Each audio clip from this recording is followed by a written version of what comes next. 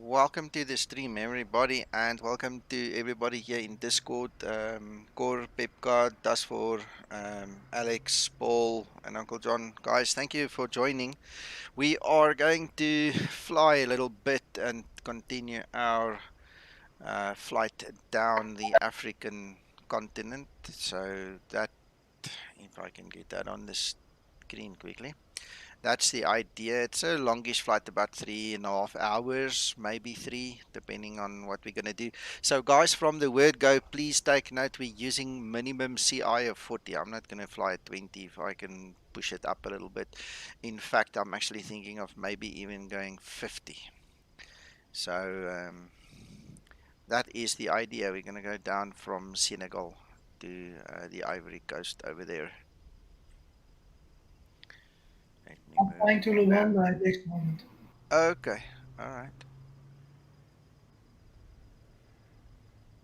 So there's that. Right, I've got runway 01 on the one side and I've got runway 21 on the receiving end. Can you guys concur? Is that true? Is that what you've got? Alright. Just want to quickly reload my weather.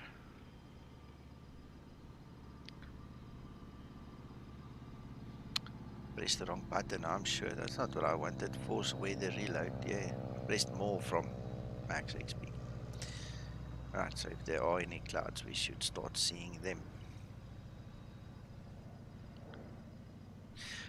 Right, so let's go into this planning story. 01. There is no departure, so it's a heading select if you want, or manual. Let's see. Do you guys already have an arrival or not? I have POKSO 1 Lima and ILS Zulu. Then we're going to take that. Lumpy. Thank you. Thank you for saving me all the hassle of figuring that one out, Paul. Unless I'm pulling a trick on you. Well, my friend, we're going to find out very soon.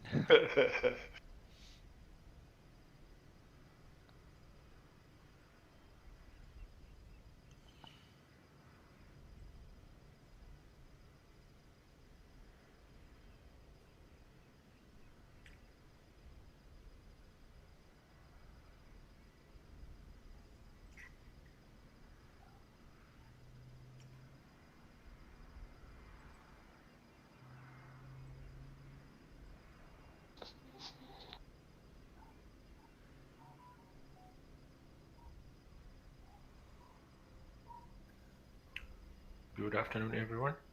Hello, hello, hello. Hello. I think Alex is struggling anyhow. He must have disconnected. I'm not sure. We'll find out soon enough. You know, he's got a family as well, and it might be that something happened on that side. It is apparently Mother's Day where he is located, so they had a bit of family time. But you know how it goes. Life. Sometimes life happens.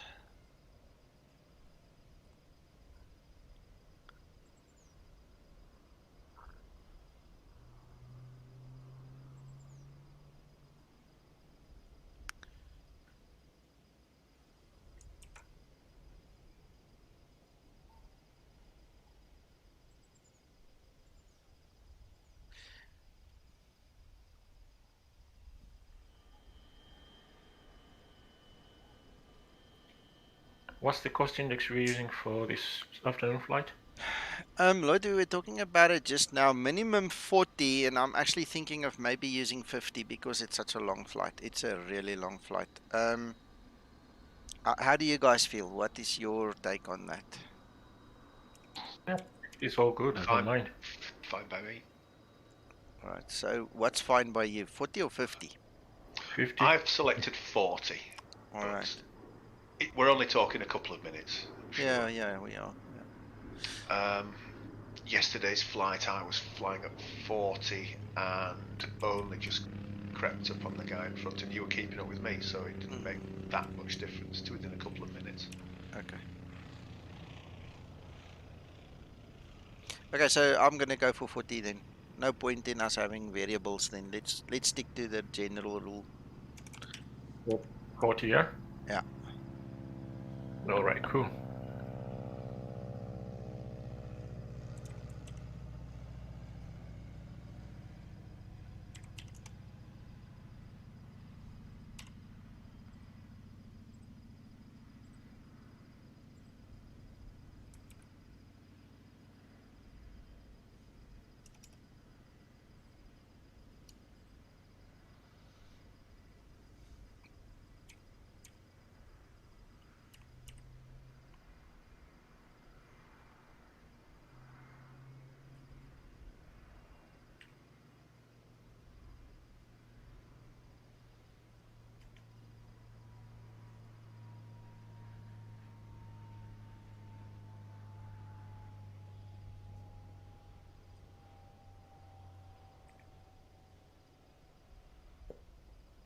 Good afternoon, everybody.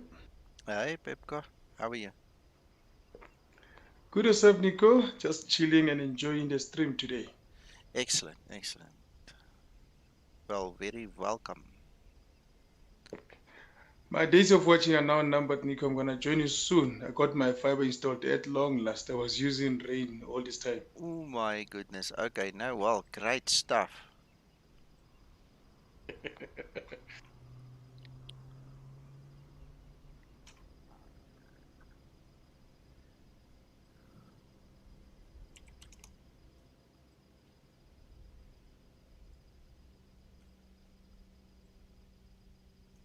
Right, Gents 390, is that a good flight level for you?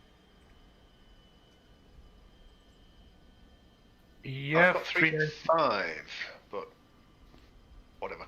Okay, I'm just asking. Let's see what it says here in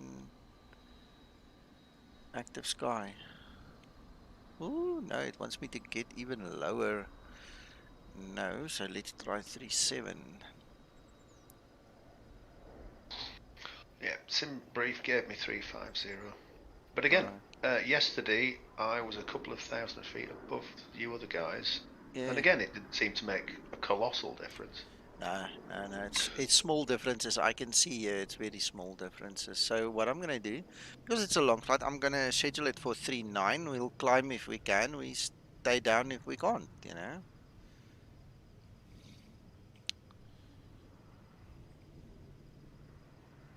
We are professional sim pilots. We can do this.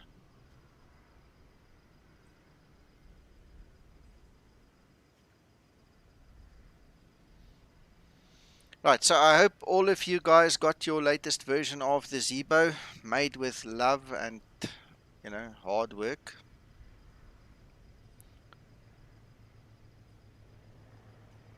This is gonna be fun flying this baby now.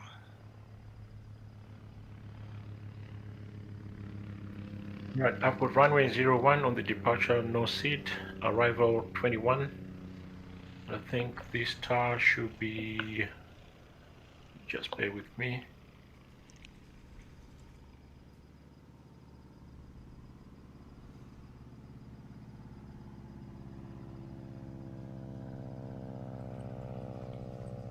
Right, this star I've got POKSO 1 Lima, POKS 1 Lima on ILS Zulu 21.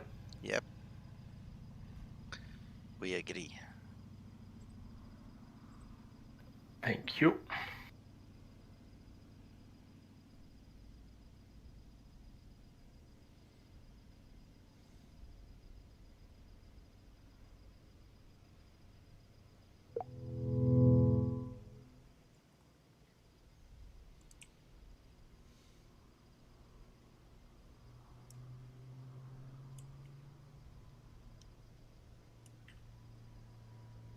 Hello, Paul.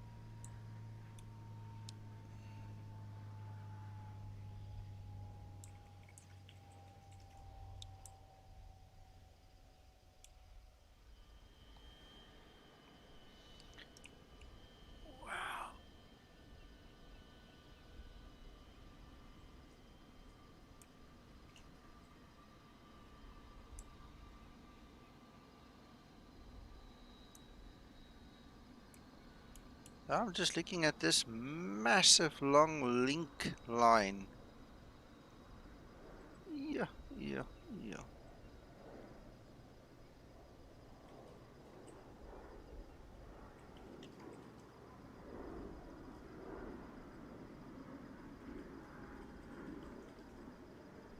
So what do you guys think? Do these guys actually push back right to the back there, or do they just make a quick turn?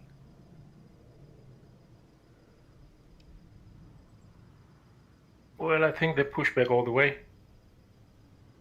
That's the impression I'm getting, because if you look at this black line, I mean this black line seems to denote the difference between the apron and the taxiway. That's the big differentiator. So yeah, I'm gonna push back the whole way then. Why not? Make that guy work for his money for a change, you know?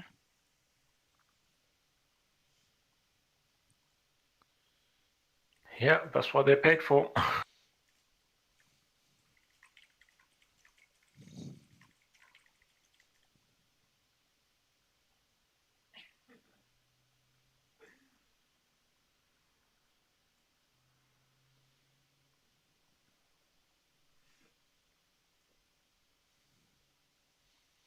I'm just starting my flight here for the VA as well.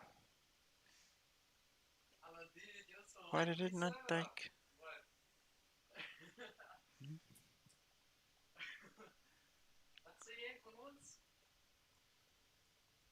Well, that's about the straightest line I have flown in a while, I can tell you that. Usually you've got a little bit of a kink in the cable. Not this time. This is like super straight.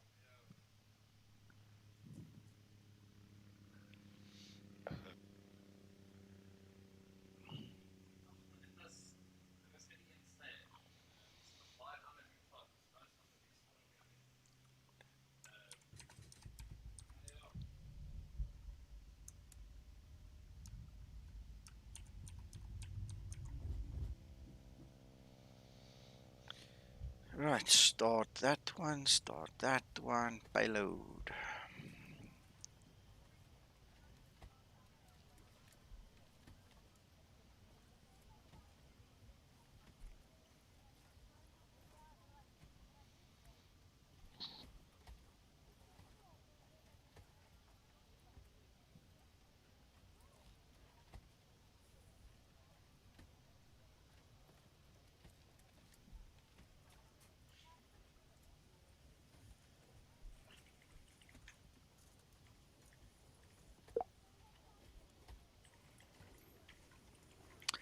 Oh, no, I messed up.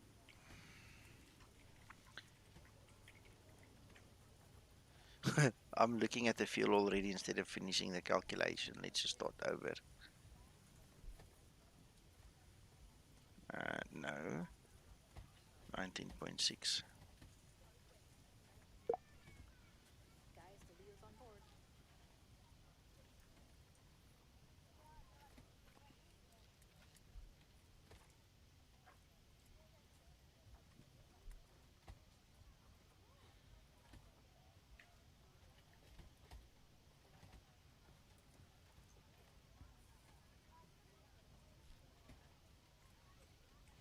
Go on to cockpit, please show me where you want to go.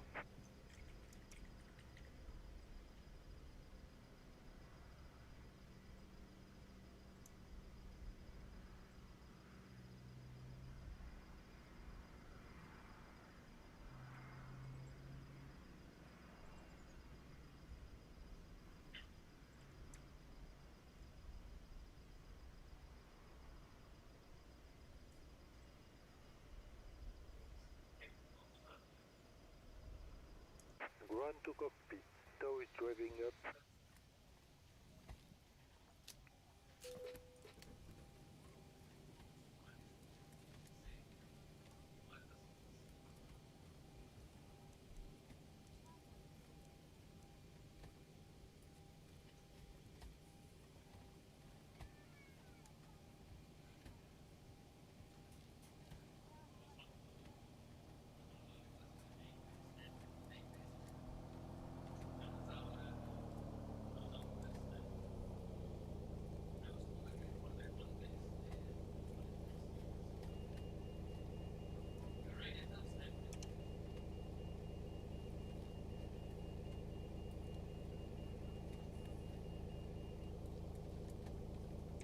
Okay, all doors and hatches are closed, ready to connect.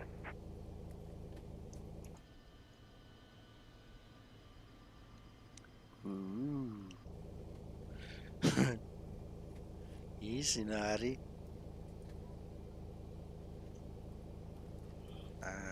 Next.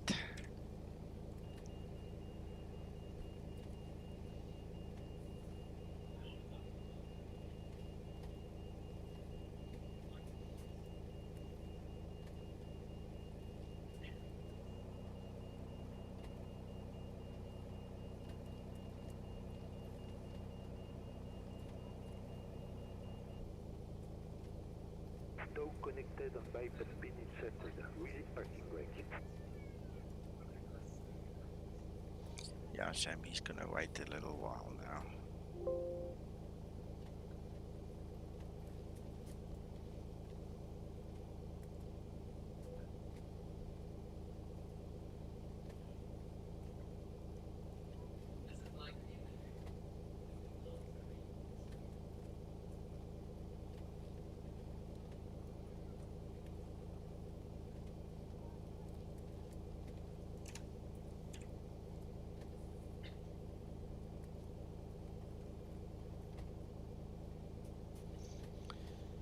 I see there's a new version of SDKP available, but it'll have to wait till I'm done with this flight. I don't want to stop it and resume it.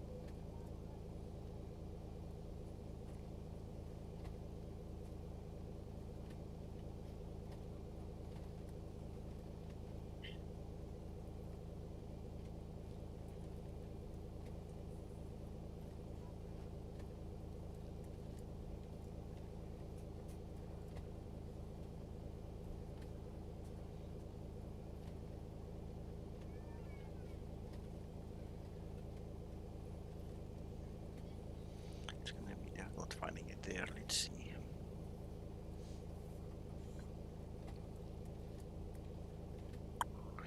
Now what? Let's set the finals and we'll fly into them.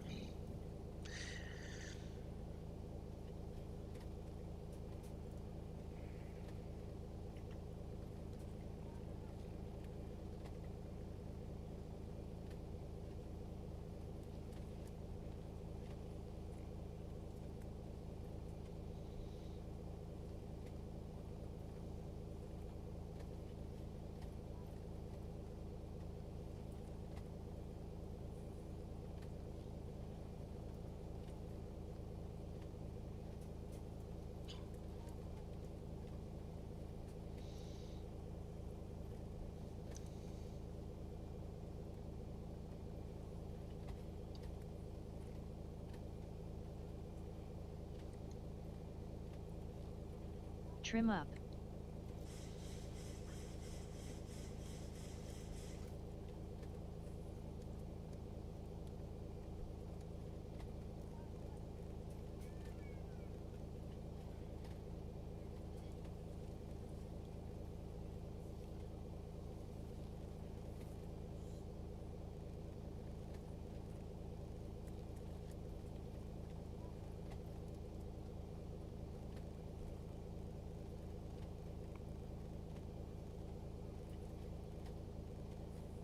Right, so we're going to climb to 350. We'll step climb up to 39 and take the performance as it comes.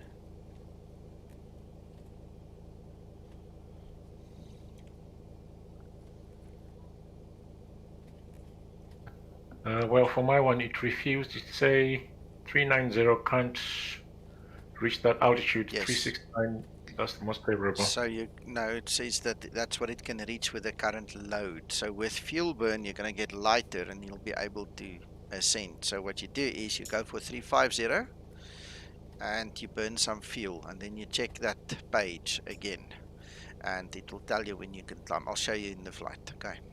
And then when it tells you that you can go, you go. Right, okay.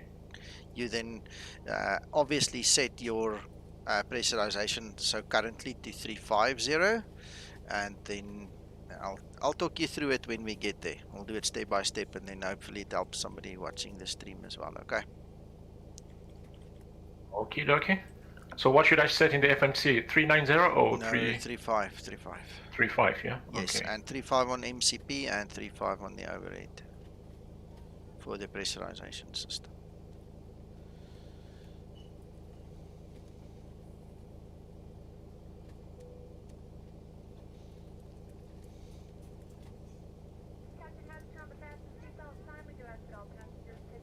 Okay, let's push. Right, I'm starting my APU now, so I'm about 5 minutes from push, maybe even less. I'm hoping for 3.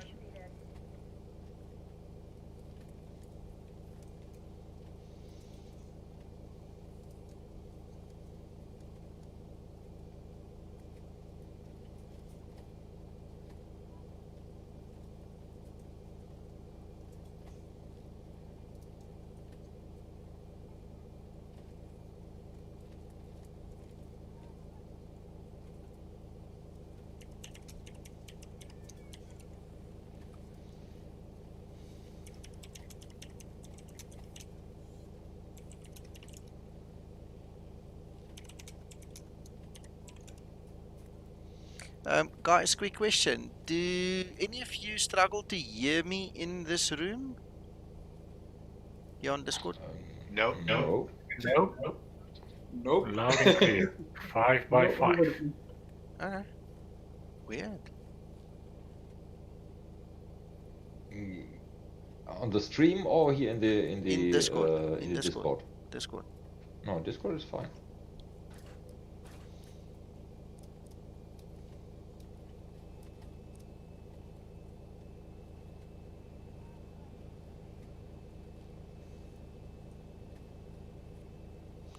Right, so beacon on before start procedure.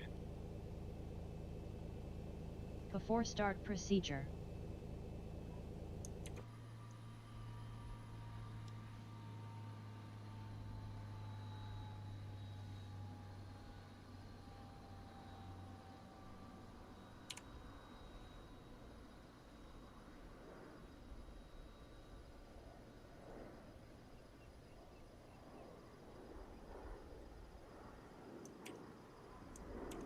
Before start procedure completed.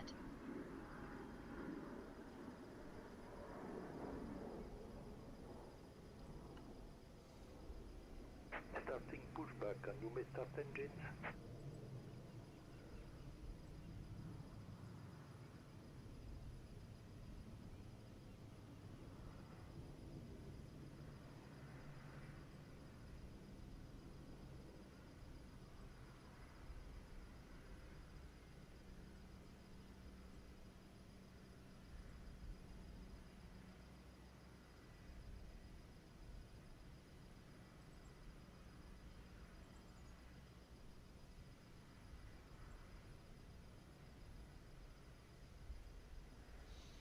Start number 2 engine. Starting number 2 engine.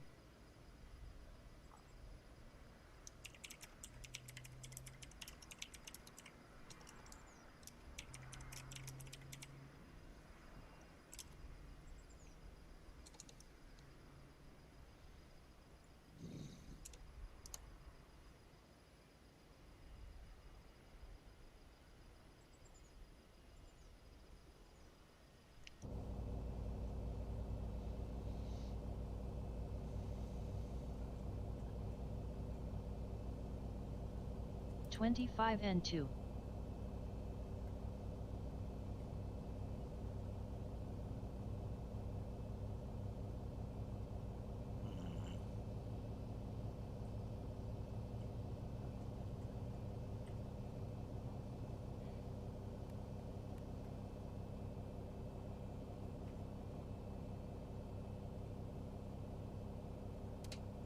Starter cutout.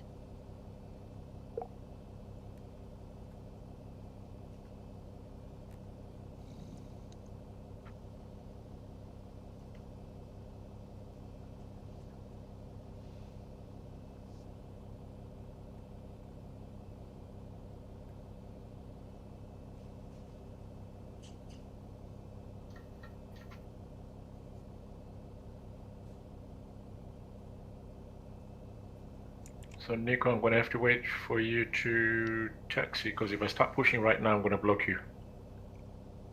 You're welcome. I don't mind. Start number 1 engine. If you feel the need to go, you go. There's Starting lots of number room. You 1 won't engine. bump me, so up to you.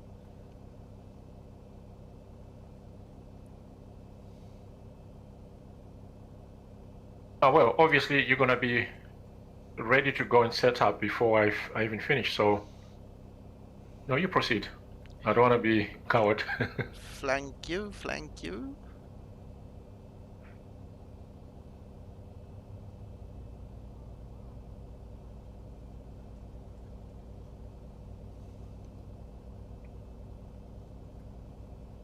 $25N2.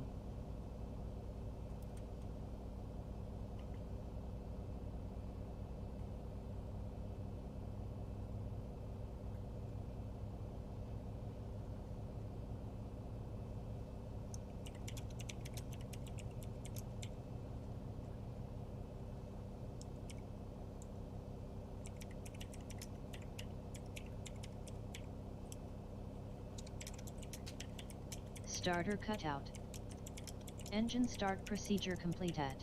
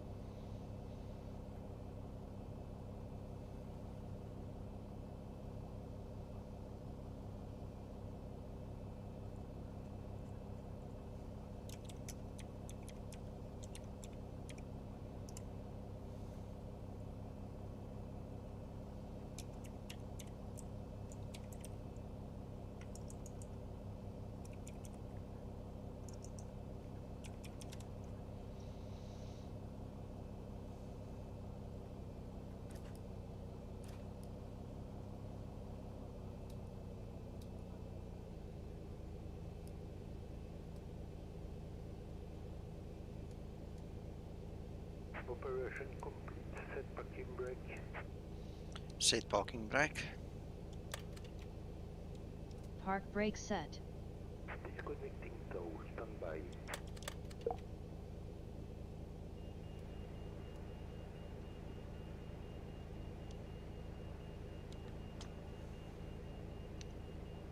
Flaps 5 set.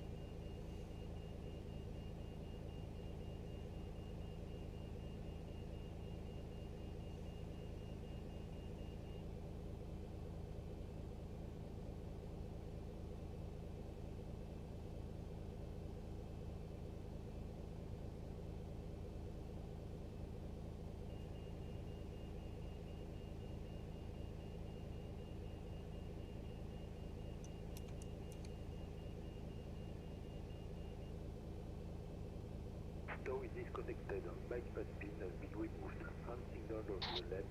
We'll see you next time and have a safe flight. Thank you. Thank you, thank you. Toga. Oh, enjoy, Paul. Thank you, sir.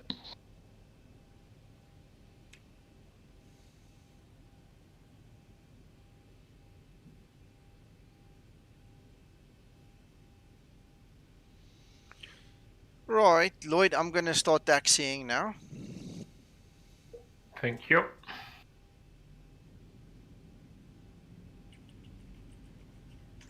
And there goes Paul.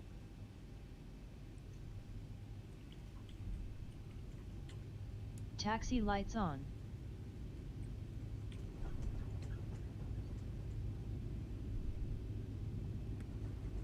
Lloyd, I'm going to take that exit to the Charlie taxiway right here behind you. So I think for all intents and purposes, you can start pushing.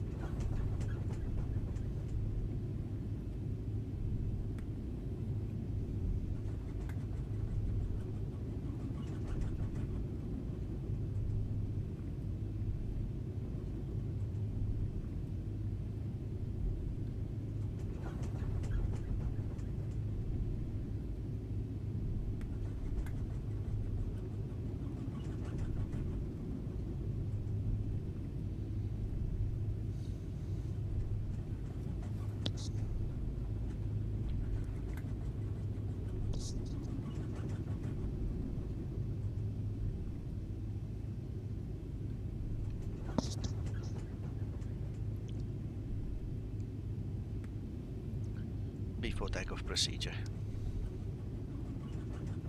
Before takeoff procedure.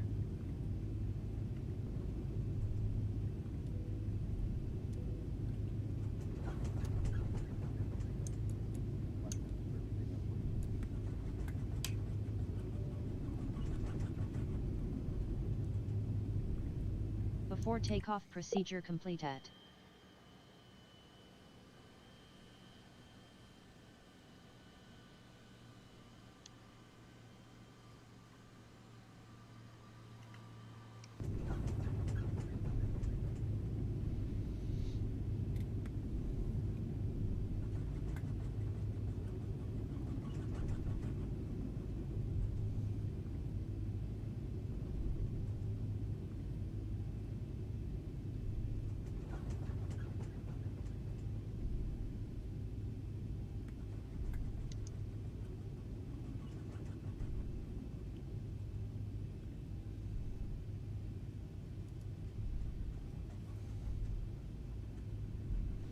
Let's go. Guys, I'm lining up, going.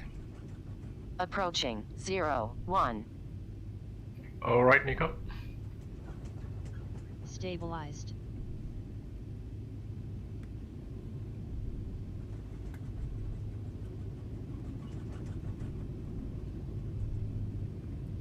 On runway 01.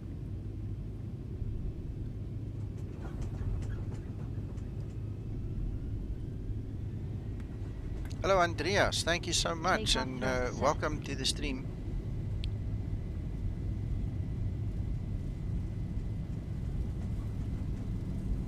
$80 knots. Throttle hold.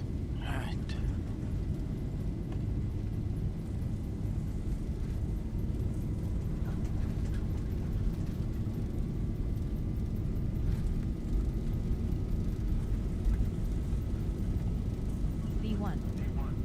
rotate.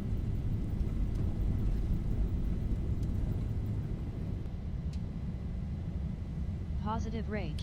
Gear up. Gear up.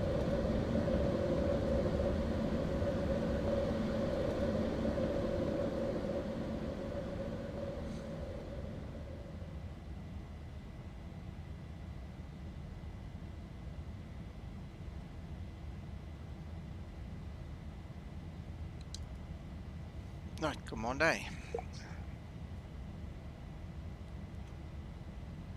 Runway turn off, lights off.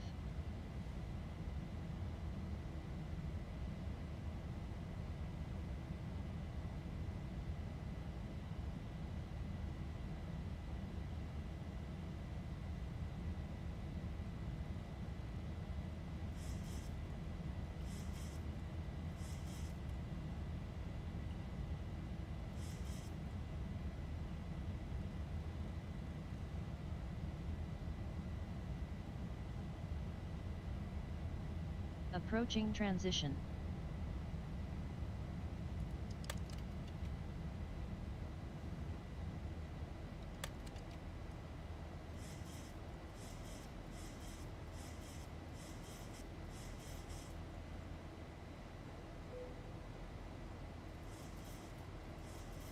Flaps upset.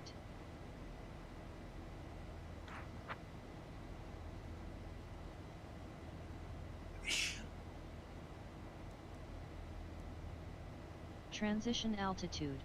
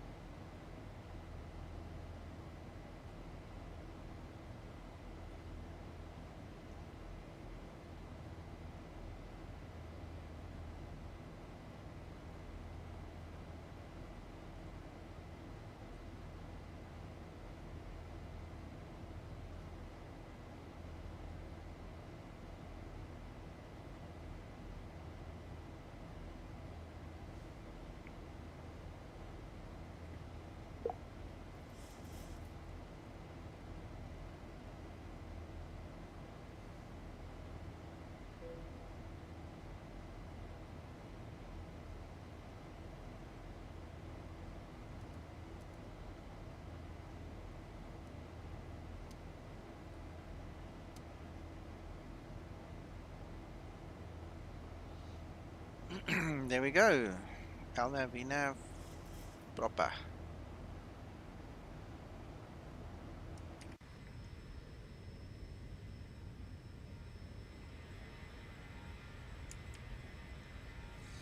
Yeah, I'm watching you, Lloyd. I'm watching you. I'm lining up now. Yeah, I can see. I'm almost overhead. If I had a bag of flour, you might have been dosed right now. Hello, Krister. Welcome to the stream, buddy.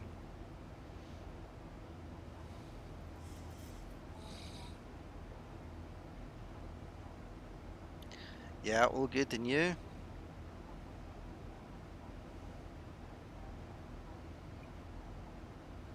Toga. Enjoy.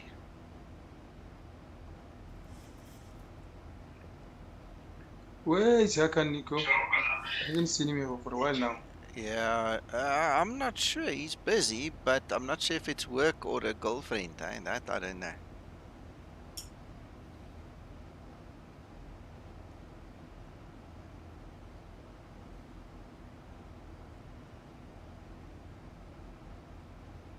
He's only one Hakan, I tell you. I kind of miss him as well, really. Hakan, if you're watching, you don't have to say anything, but we miss you. You must come back. Be careful what you wish for. No, he'll be here in 5 minutes, I'm telling you. Quick, quick. Hello, hello.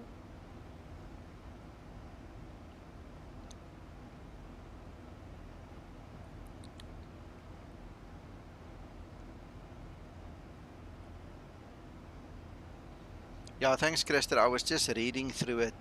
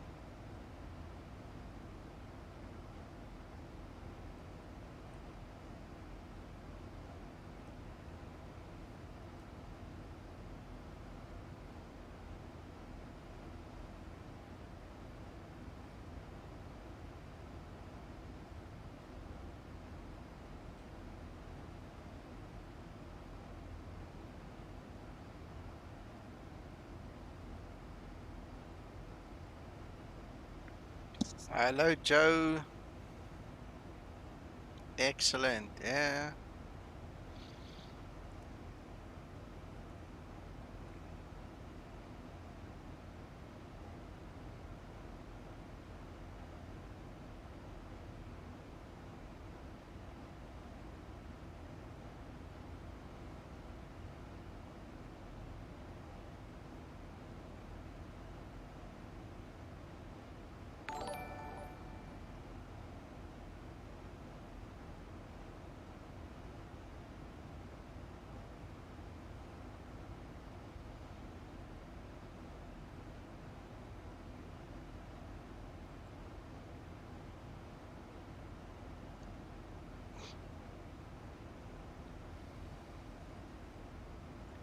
Joe, there's unfortunately not much that's going to happen for the next 3 hours. We're going to fly straight and level, literally straight and level for 3 hours. So, buddy, if you can guide the conversation, I'll follow or something like that. For the guys on stream, remember, guys, this is a long flight for this IVAO World Tour. So, if you guys have got something that you want to chat about, please fill the blanks. You know, let's get the conversation going. Otherwise, it's going to be pretty boring. I can tell you a couple of things, but I don't want to be the only one chatting all the time.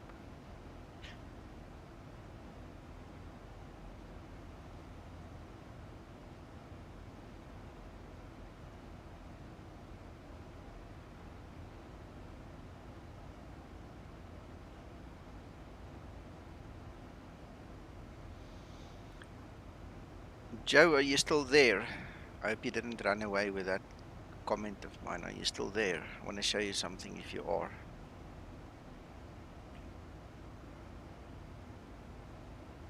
Oh, Damn, I forgot to start my timer. What timer? Takeoff on the clock on on departure. Oh, I didn't start mine either, but I don't really pretty much care because it's in the FMC. If you click menu and you go to D-Link and you go to AOC and you go to flight log, all the times are given there. So you can use those times. If your computer clock is set correctly, you can give IVAO those times and they'll accept it because it's through time. Ah, right, okay.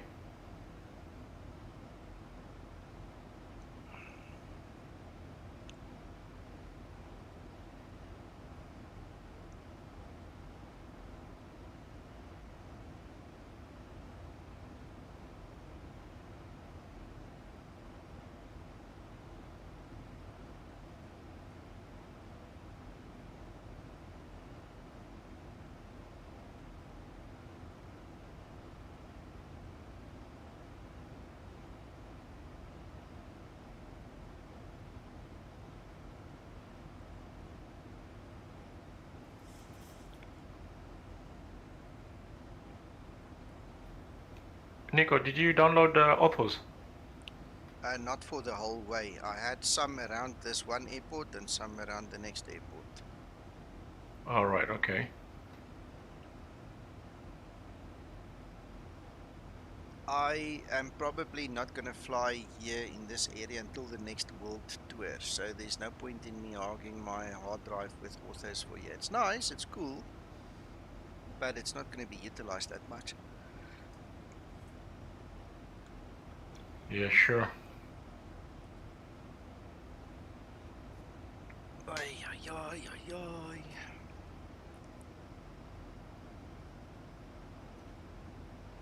Are you married, my friend? You should have I just spoken want to earlier. know. Listen to her now, Kristen. Right, Joe, look at this. Look at this, look at this, look at this. Where's my browser now?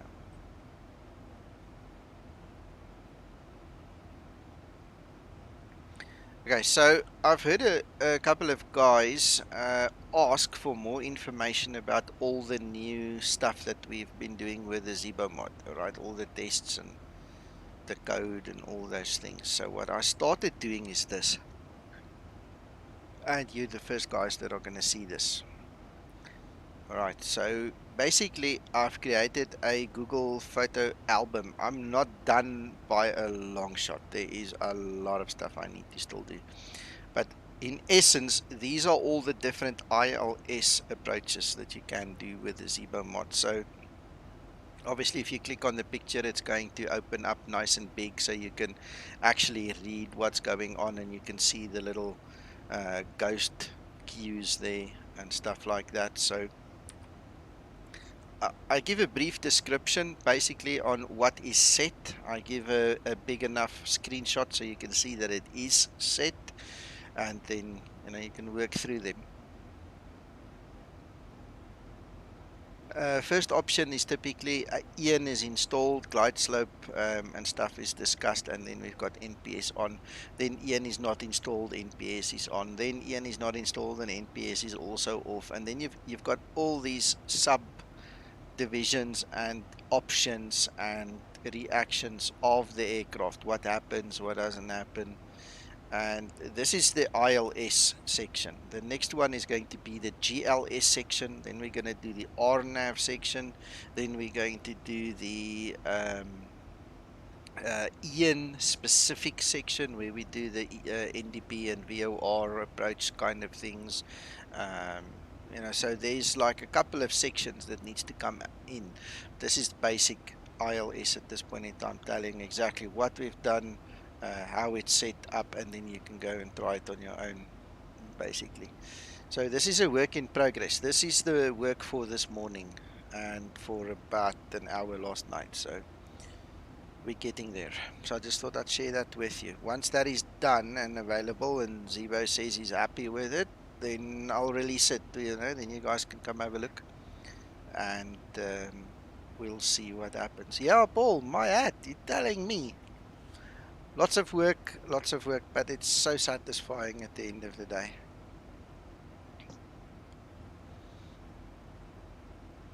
there are additional approaches and stuff, and there's literally 5 or 6 variants of each one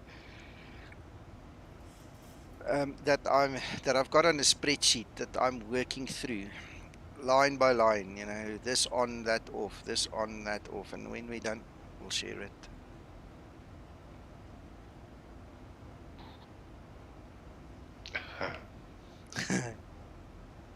I love that comment. I suppose the next question, though, is what are simmers meant to do with all that information? I think fabulous options, yeah, explained beautifully, but what does it mean to the average simmer? To the average simmer, I think we should include a note. Don't try this at home if you don't know what you're doing, or if you didn't study it, you know, because 3/4 of that you will never use, ever. The fact that the system is there, or the systems are there, and the fact that the system has got that depth, and that a real pilot from any carrier, or almost any carrier in the world, can get in here, configure it to match his aircraft, and then go play with it. You know, that's where the value comes into. But as flight simmers, I think we're going to stick to the basics. We're going to just stick to the ILS and the EN and the GLS kind of stuff, maybe EGNOS and WAS, LPV and things like that. But this also just needs to serve as, you know, a reminder or a hello that there's much more to the Zibo than just what you see.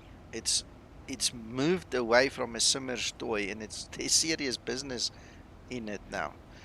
You know, so we'll make some note, Paul, and we'll do a proper stream about it, and we'll explain it to the guys. You know, take an hour or two and run through a few of the options. So, as an example, let's say somebody downloads the Zibo for the first time and fires it up.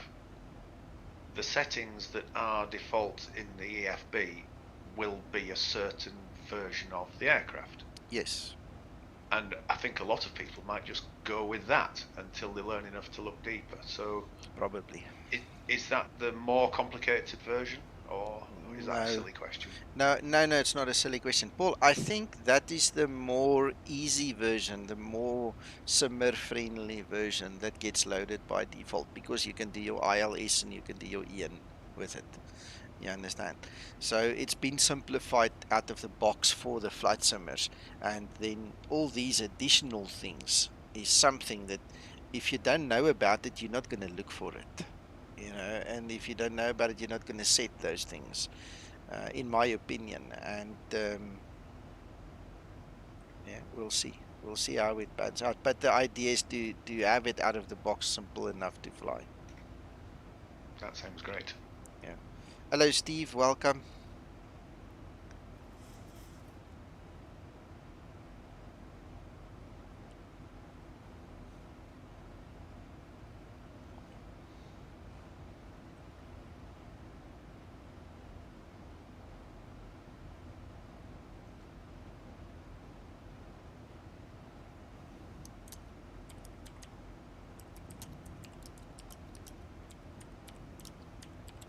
$1,000 to level off. 1,000 to go.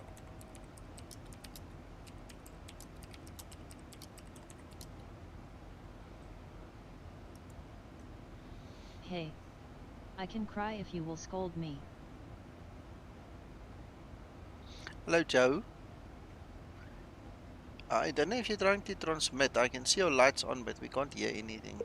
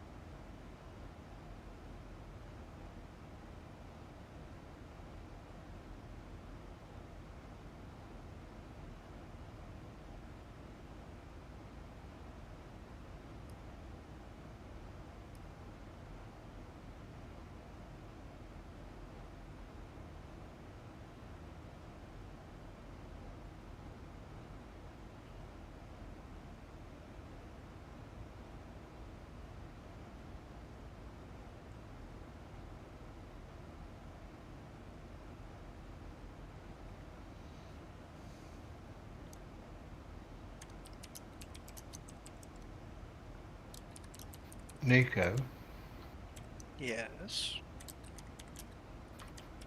picture you posted in the dev room.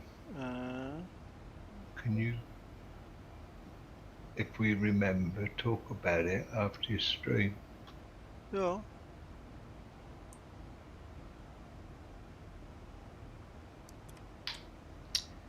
Hi, Nico. Hello, there you go. Now I can hear. Yeah, I've been watching. I just had to reset my voice and my headphones and stuff.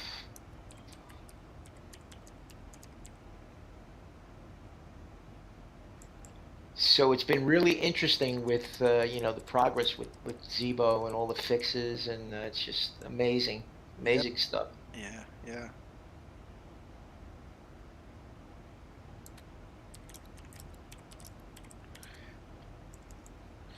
Tell you what, Joe, it's been a ride. The last 3 weeks has been a ride and a half, eh?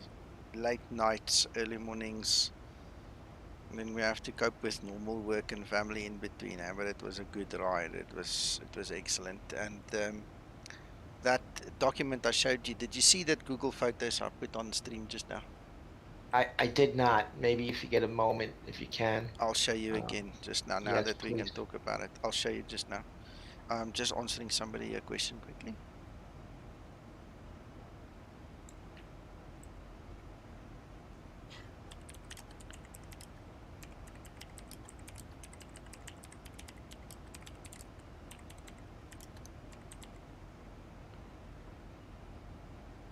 Just need to submit this reply quickly. Alright, are you current on the stream? In other words, did you press F5 in that you are within a few seconds of the stream where we are? Yeah, it's just playing a commercial. It's just about over. Alright, okay. Okay. Alright, I'm gonna open this thing again quickly. Right, there you go. Tell me when you can see this thing on screen.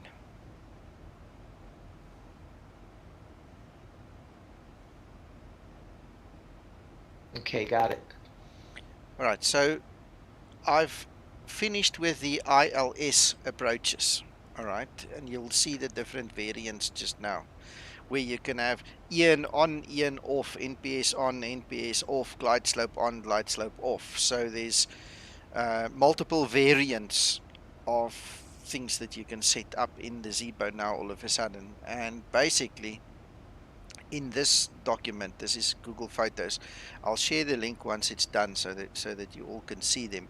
You can come and you can see what it looks like, what I'm describing, and then you can just browse through the photos. You can see what it looks like before the connection, you know, to the ILS was made, what you should expect on your screen, and then afterwards, you know, once the localizer and the glide slope have captured, and then we move down through all the variants. See, I've got multiple photos. Some variants only have one photo, and that's why that one is so big. Same with this one. You know, it explains to you that we don't have the glide slope option in there because EN is off. You know, every time you switch EN off, there's the glide slope. There you can't see it. So I'm making notes as I continue through the task. And so there's 1, 2, 3, 4, 5, 6, 7, 8 different variations on ILS that is now incorporated in the Zibo mod. And this is excellent. This is Zibo's 3-week job that we've helped him with now. So anyway, when it's done, I'll share it with you guys. What we will also do on this channel at some point in time, me, Alex, Sasso, Alex and Sasso are the two real world pilots. We'll try and schedule it that they can both be here because Alex is the knowledgeable captain on the EN side. He knows all the things about EN and those kind of stuff, and Sasso obviously on the standard 737. That's his, you know, knowledge, field of knowledge.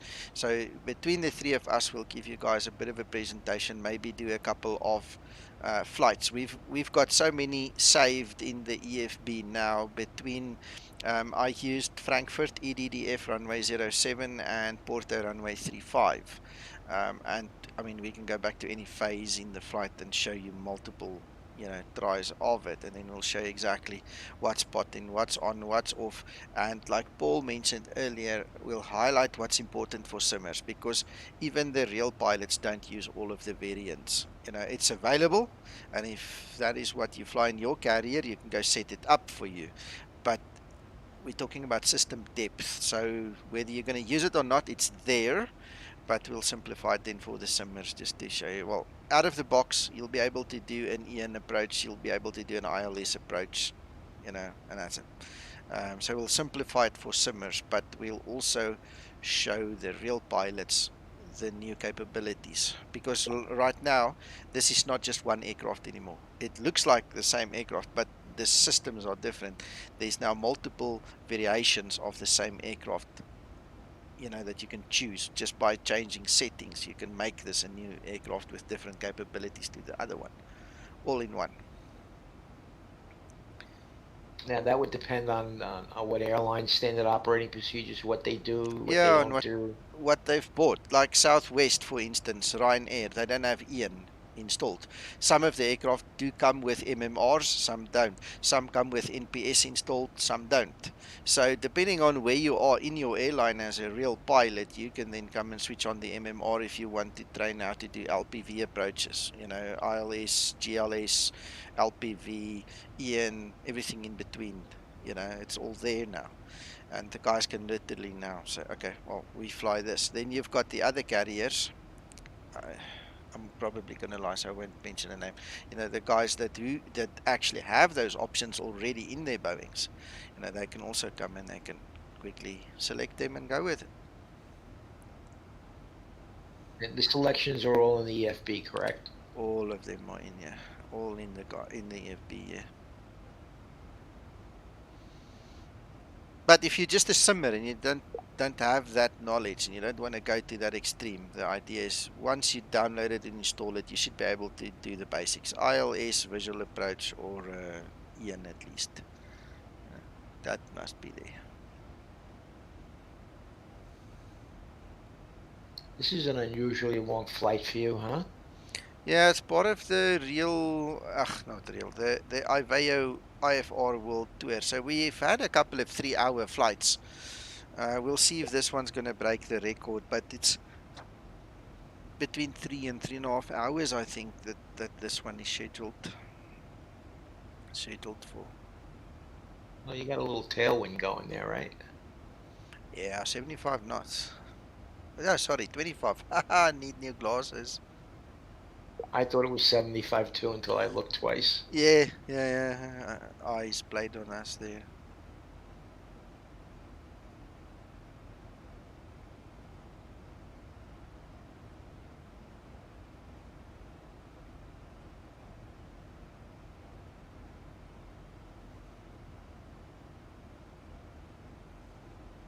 It's almost a full-time job keeping up with you and Zibo and the fixes, and it's amazing the amount of time that you've put into this. Yeah, it happens. But I love it, that's the difference. I wouldn't be doing it if I didn't like it. It's definitely a labor of love, no question.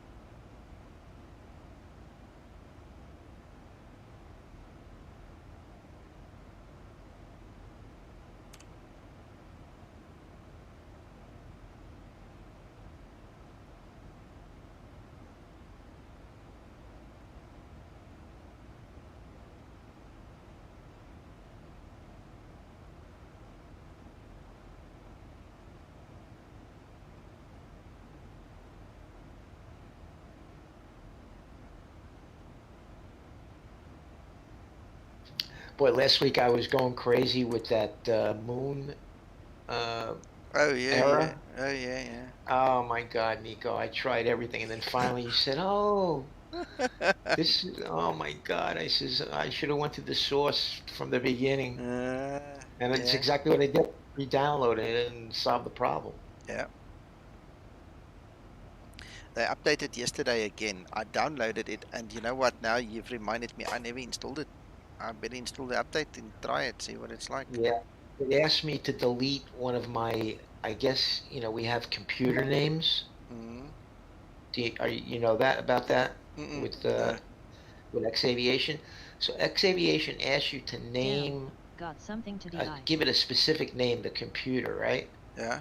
Yeah. So I guess that's I don't know why he does that. He's kind of weird, He's very careful about piracy, and I don't blame him. But yeah, I had to delete one of the computer names that I had given X Aviation. I call it like the main X plane computer, for whatever. And I don't know why it asked me that, so I deleted one and it worked fine. I didn't have an issue. I was keeping my fingers crossed. I've had that problem with X Aviation stuff for some of their aircraft.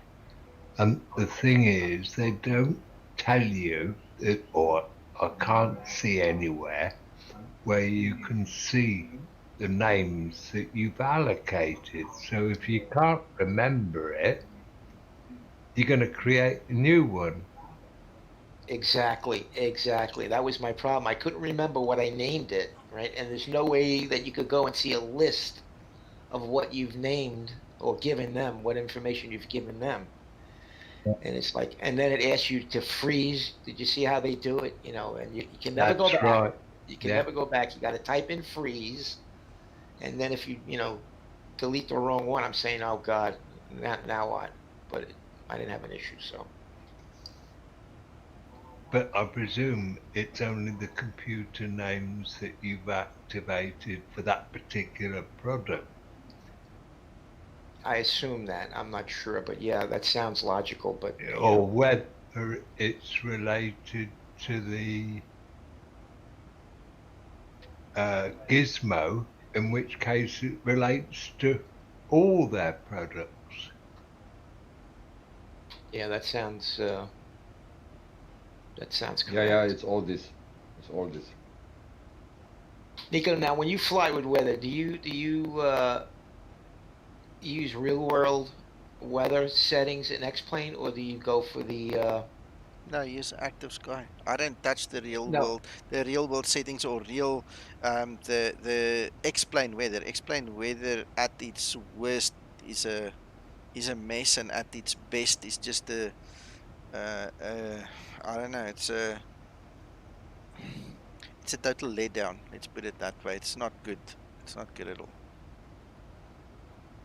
Not for me, not for the way I fly and what I want. I mean, active sky gives you all the proper winds aloft and all the other goodies that the default weather just doesn't. And also with Skymax Pro, my active sky is now using the Skymax Pro depiction mode. And then I've got the real world or the real weather connector to smooth out that 15-minute interval, so you don't have the cloud redraws and all these funny things. You understand? Right, but in X-Plane they have weather mode, match real world conditions. No, you don't touch that. You go to what, to METAR? Yeah, you have to use the METAR, the custom METAR, because ASXP writes to the custom METAR. Gotcha. Now, if you sabotage the system by, I've seen it a lot, Joe, believe me. A lot of guys, they buy active sky and then they have buyer's remorse because they, first of all, don't read the manual to install it properly. They don't understand what they're doing. Then they go and run active sky, and then they go into X-Plane and put the real world weather on, and then the two systems clash against each other. Oh boy, I've seen it so many times. So the fix is just to shut it down and reboot it, and yeah, you should run active sky first. That should set your X-Plane to use the custom METAR. So you load active sky first before X-Plane? Yes, so that it does the checks in X-Plane that you didn't mess it up. Gotcha.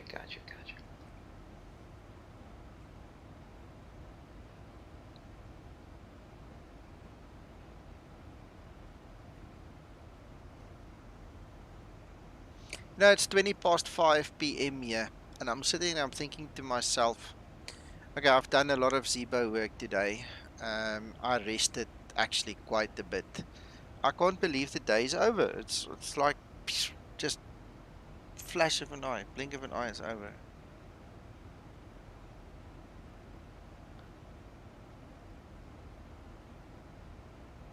Just so fast. Hello, Andreas. Yeah, that sounds cool. Yeah, we'll see you. We'll see you on the other side.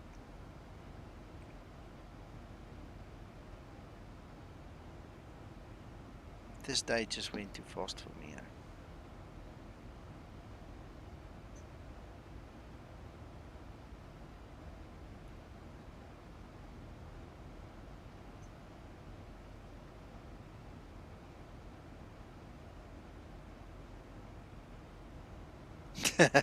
Thank you, Krister.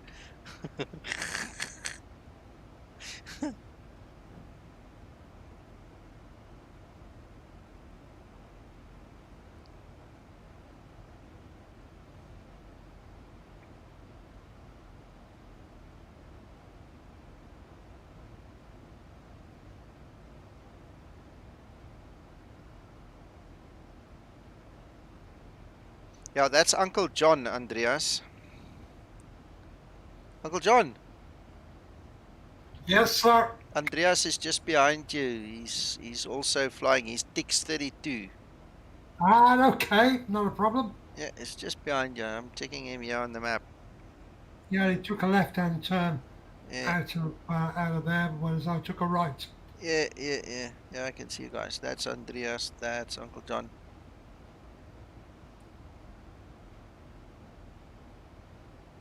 Right, so that is Paul, me, Lloyd, and then we've got two other unknown pilots flying the same route. Brace yourself for some excitement in a few minutes, Nico. Yeah. You'll be turning left by about 4 degrees. Serious? Yeah, I couldn't contain myself hardly. Brilliant. Why? Well, you know, I was thinking it was going to be a straight line all the way, but no, I was surprised by a little turn. It's lovely. I can see there's a blimp on the TCAS. I'm not sure if that's you or what the story was. So let's see. Okay, let me see if I can zoom in a little bit. Oh, there is like a very, very slight turn there. Very slight. Unless I have to dodge you there in front. We'll see. Okay, we'll see. This flight, a little turn. Sorry, Uncle John? Is that the excitement in this flight? Yes. It's just that it's a cruise. Just a little sidestep.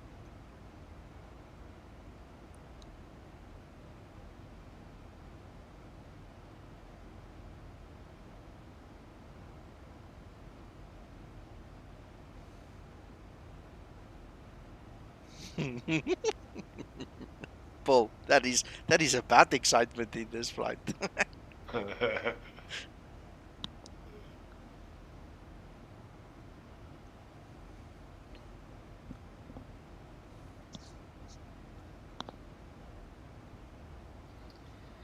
You're going to have to update your private hangar with the settings for the EFB. I think the last. You did? Oh, yeah. Great. I haven't done it in the last 2 days. It was like 3 days ago, and I actually think there is the fuel flow option isn't in there. Let me actually check while we're sitting here. I think the fuel flow option was brought in after I did my last update, but it was like 4 or 5 days ago. I did do an update.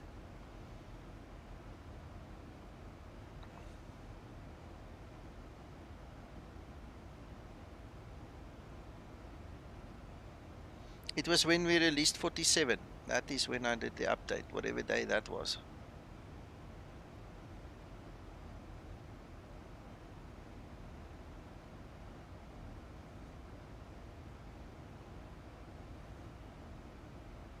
Oh no, the fuel flow was in there already.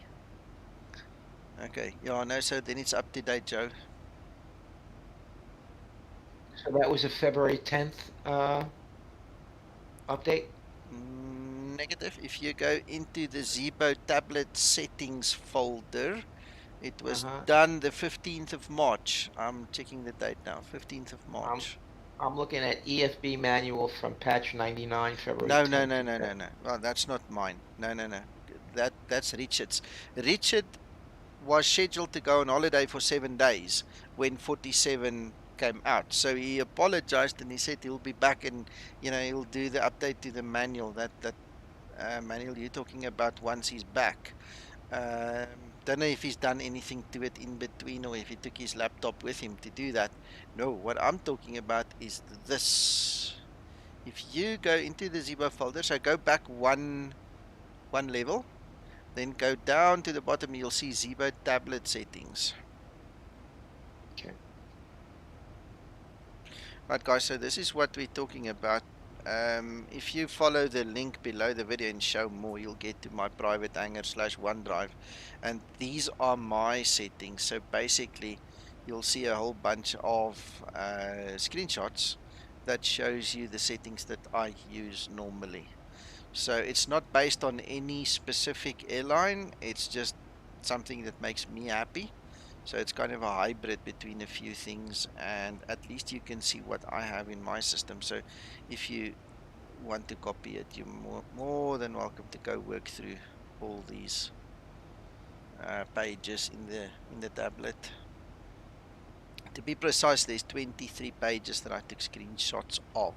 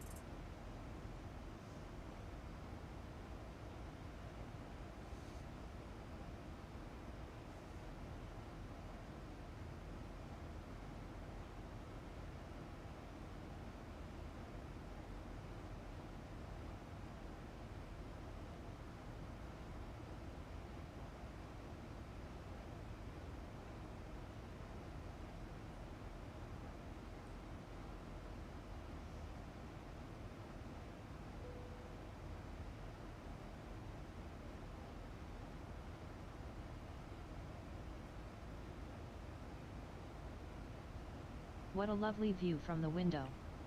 Our Earth is beautiful.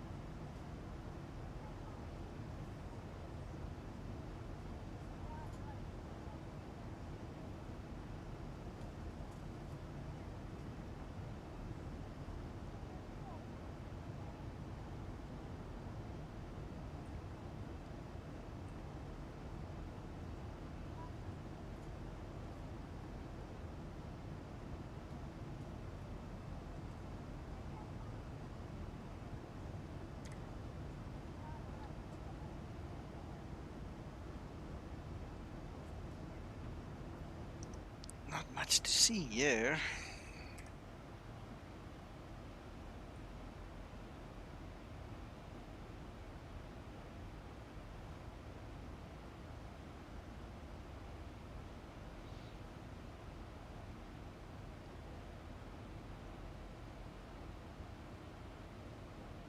Just over an hour and a half to go.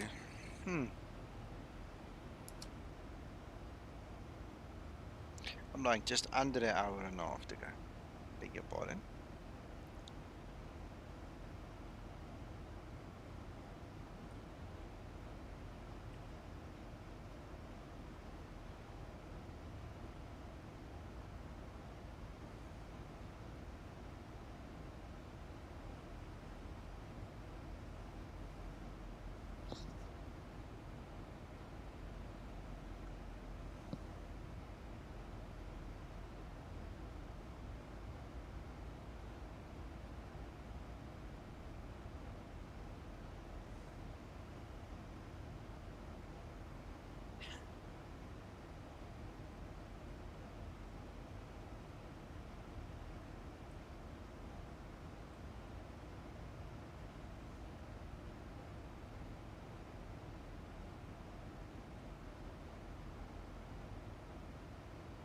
Hey Kent, yeah, we're all good. How are you doing?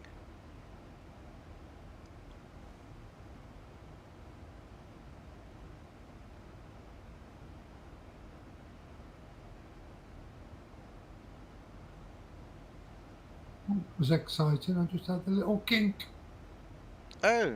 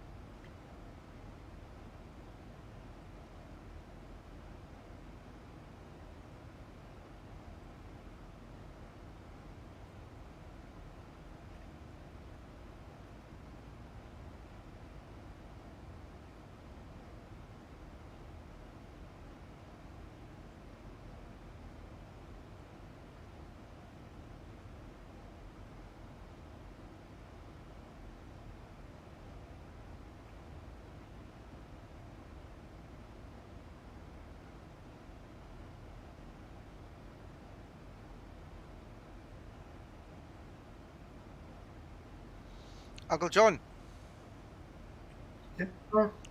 Kent has got a message for you here on my stream. Are you watching my stream or are you missing that? Must I read it for you? Read it if you would, sir. He says, Uncle John, great to hear from you. His name is Kent. Give him my apologies. It's not ringing a bell at the moment. No, no worries. He's just one of But then, our but then viewers. again, I am dyslexic and I am 37 years old. Yeah, you see. You see. Give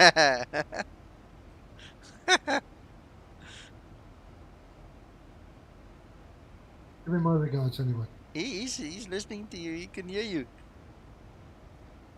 Good afternoon to you, sir. Hope you're having a good day, enjoying the flight. Sorry it's a bit lengthy, but there you go. I've got a gentleman at the back of me at the moment. I've just slowed down to Mach 7.2 to give him an opportunity to pass me because he's got a couple of 1,000 feet above me. Okay.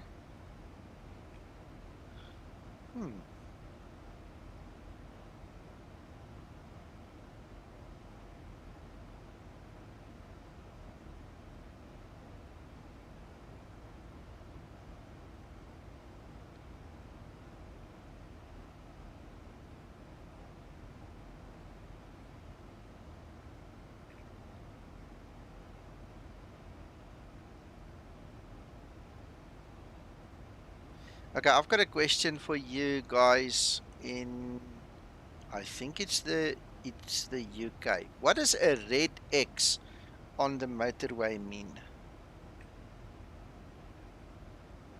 Lane closed. Ah. If it's an overhead thing. I can't see a picture of it. I just read a story about it. So. Don't land here. Maybe that's exactly where the chopper needs to land. The helicopter needs to land.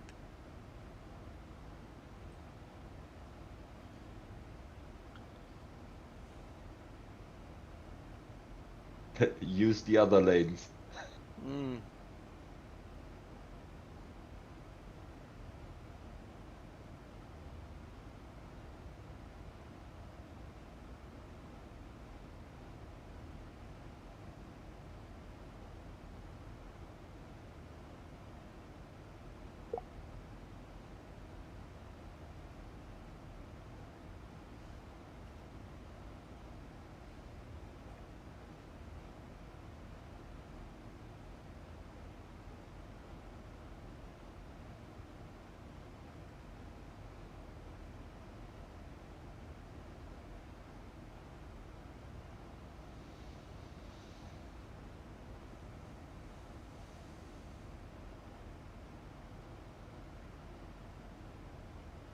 Hi everybody, I'm Nico.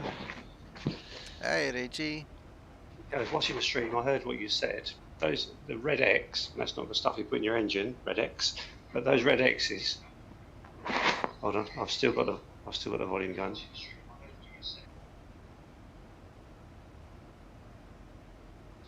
Right, I had the volume up still. Yeah, what it is in the UK, they're introducing smart motorways, they call them, where they're doing away with the hard shoulder and turning it into another lane. Okay. If there's an accident, they display the X over the lane, or they can be used elsewhere as well, generally over the lane. But what's been happening, people have been breaking down in that lane, and lorries and cars have been smashing into the back of them, and people have been getting killed. The Highways Authority, they still want to carry on doing it. So I think there's a court case going on over it as well. But that may relate to what you're reading. Okay. Ridiculous idea. It's causing all sorts of amounts of problems. Well, well, here by us, I mean, I'm 47 years old. I started driving when I was 12 years old. Took my dad's little pickup and drained the petrol, you know. When he got home, he was upset. But anyway, that's how I just taught myself how to drive all over the freaking yard, right? So since then until now, okay, usually when you get to a traffic light, and we drive on the left-hand side of the road, so now we want to turn to the right, join a cross road on the other side. What happened is, when you get to the traffic light, you would go to the middle of the road and you would wait until the light either goes amber or your turn. If the oncoming traffic is not going to kill you, then you would turn to the right. Now what they started doing is they put up an additional traffic light on the right hand side of the pole, and that light now has a green and a red, and it's got a poster of an arrow turning right, you know, above it. So in other words, the message that you're supposed to get is you can only turn right when the light is green. So in other words, now once the normal to and fro lanes get stopped, the light goes red for them, that now becomes a separate signal telling you now you can turn right. But because nobody's used to it, you must check the death and carnage, because never mind if that light is red, people don't care. They still drive like we were taught, and how it's been forever. And there's been so many deaths because of it. It's not even funny, because for some reason people just can't understand that when the light is red, you shouldn't be in the road or drive out in front of someone else. They just, it doesn't make sense to the people here. So I don't know. It happens when you train somebody for 50 years and one day decide to do it a different way. Old habits die hard.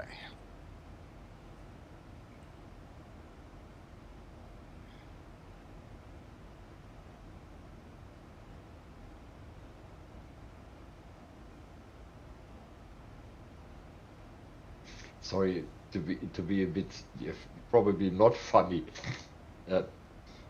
It's better to keep in South Africa. It's better to keep going. Probably this is the way. Keep going instead of being robbed. Well, yeah, there are instances of that, unfortunately, too. We've got We've got quite a few intersections here, and this is the funny part for me.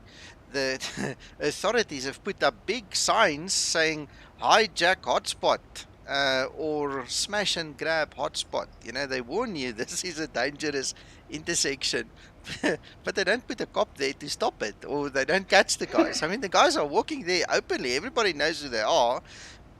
But so what? No, they've put a board up, you know, now. You can at least see you going into a danger zone.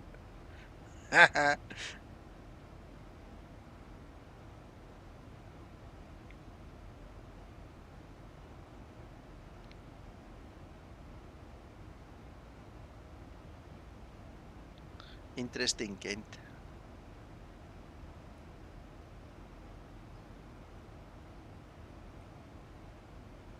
There was another sign, a picture I saw on Facebook earlier. I have to tell you, tickled I me. often make mistakes when I'm worried. I don't think I saved it. What did that sign say?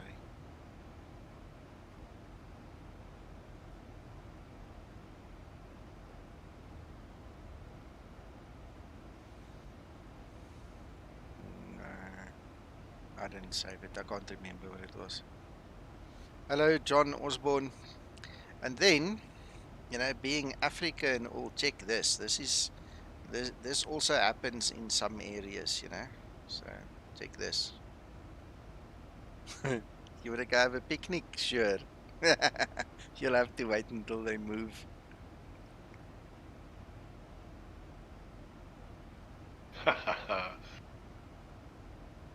Paul, when are you coming to visit me? Oh. When me and Mac buy a bus and drive it there. We'll put John on the roof rack with a shotgun. That'd be marvellous. Man. Sounds like the Beverly Hillbillies. It would be. How did I get promoted to sharpshooter? I think there's a lot of trust in that. Yeah. You know, I failed my eye test, don't you? Well, that's why we put you on the roof. Dangerous. Well, Paul, please give him a shotgun, you know, that he doesn't have to aim too fine, you know. Blunderbuss.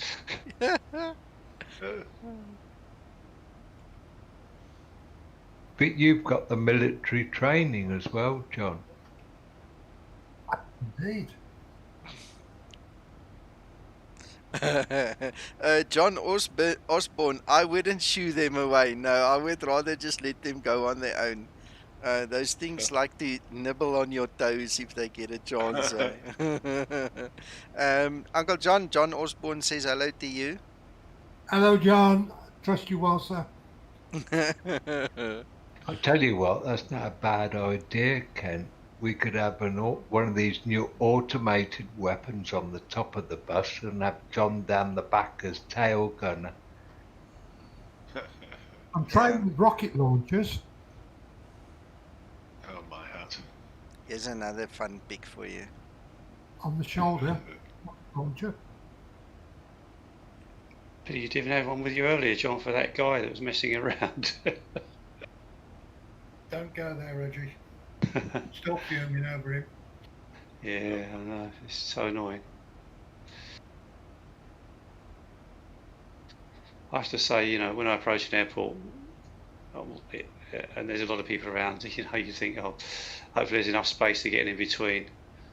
And even if it's really busy with ATC, you know, you think, oh, I don't have to go around. But then they'll... No, he forced his way in between us, and there was only 3 minutes between me and Kevin anyway. Oh, I didn't know that. So I was forced to back off. Oh, I didn't know he forced his way in as well. Oh, right, yeah, so you would, wouldn't you? It's natural. Never mind. Anyway, John, sorting your backs out. We've learned a bit from doing that. So, well done. It's good.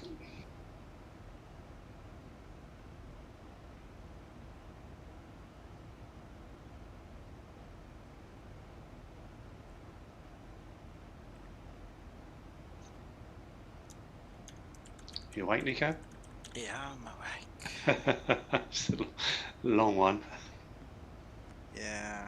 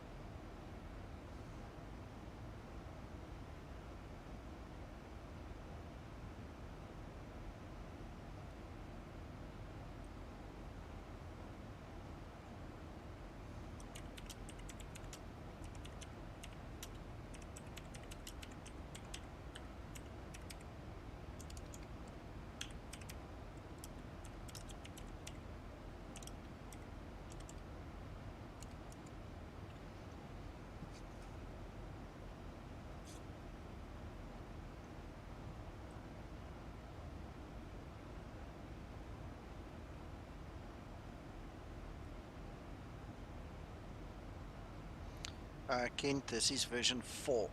So it's 347 version 4.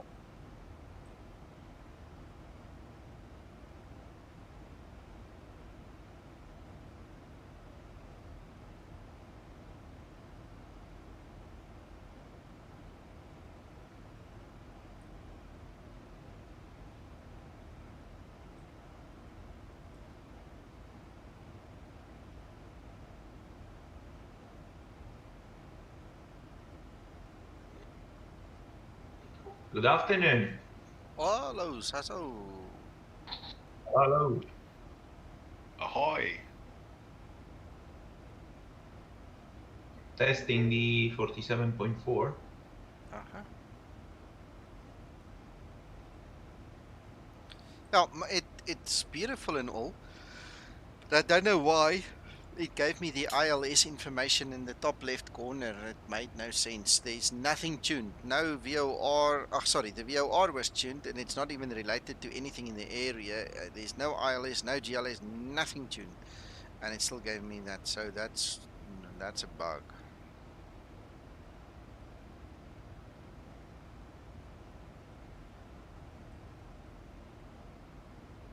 Well, I actually now activated the ILS on the nav2, so on the FO side, and I have nothing. I still have arm white and nav white. That's before pushback, so before starting the engine. So it looks good to me on both captain and the FO side. Well, I'll tell you what I'll do is I'll delete the Zibo, do a fresh Do a clean install. install because Yeah. you put the 47 something already. Anyway, the transition is back there in the depth arrival, so that's good. Are you checking the engine start sequences for us? Correct. I think I'm streaming here on Discord somewhere. I'm live on YouTube, so Okay. don't want to use too many resources, then I get stuck.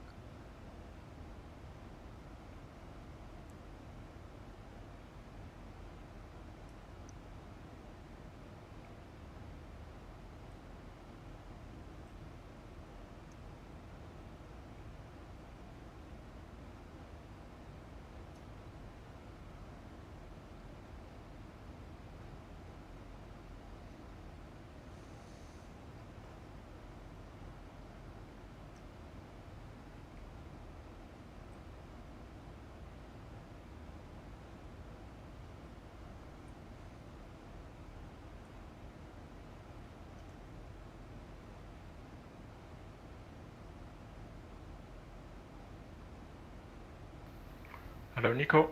Yeah. Sorry, I was on the phone call. Did you end up doing a step climb? You was going to show us something like... No, because you were not asking for it. Are we going to check it now? Yeah, we can go. Yeah, we can check it now. Okay, so go to your VNAV button and then go to your cruise page. Right, VNAV cruise page. Cruise. Yep. Okay, so mine currently says optimal flight level is 368 and max is 381. So I can still not climb to 39, but I can climb to 37. What does yours say? My one is saying current 350, opt 367, max 380. Alright, so you can also climb to 37. So then what you do is, on your MCP, go tune in 370 for your altitude, and then on your overhead, you go and put 370 in the pressurization, alright? Yep. Alright, then find your altitude intervention button. It's next to your altitude dial. Right, yep. Alright, press it. Okay, so if you go back to your FMC, you'll see 370 is now the new cruise level. It automatically updates. You'll see N1 is engaged, the engine's spooled up, and we are now climbing. We're going to 370. As easy as that. Ah, lovely. Okay. So is that how you normally do like all the step climbs? Yeah. Oh, beautiful. Thank you very much for the demonstration. Sure. So it's not disconnecting VNAV activating again? No, you don't have to activate anything. It is still on VNAV. VNAV is still running. The process, once you click Alt Intervent, it simply switches on N1 as a show. There, it shows you it's on. But it doesn't disconnect VNAV. It doesn't disconnect VNAV. It's just to get the boost in the engine so that you can climb. Once it gets to the cruise level 370, it will switch N1 off and level off. VNAV continues as usual. Thanks for that. So that would mean I need to update all my wind forecasts, because I put my wind forecast for each and every waypoint on 350. Well, if you are doing that, then yes.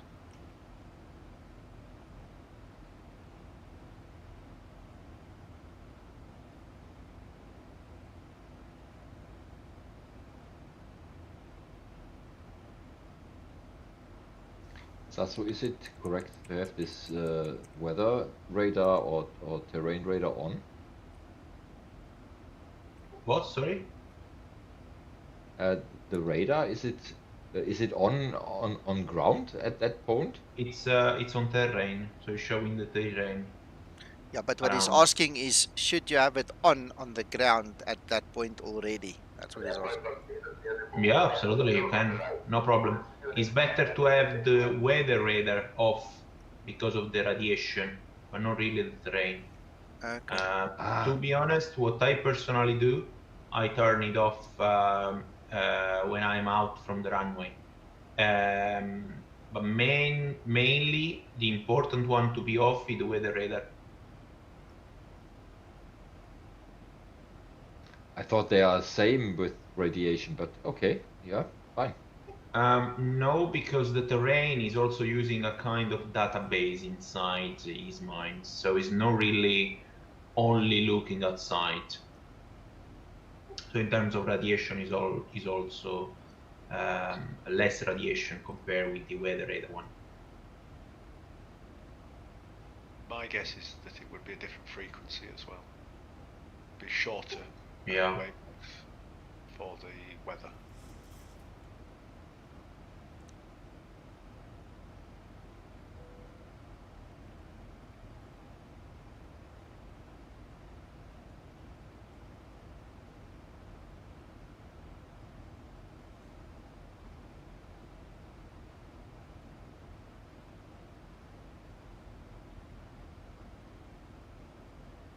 Yes, Kent, it allows for the temporary reception of the data, if I understand you correctly, but also It's got a couple of other functions. For us, it did exactly what it needed to do. If you were facing an altitude restriction, for instance, by pressing Alt Intervent, it will also skip that restriction. It will clear the next restriction in line.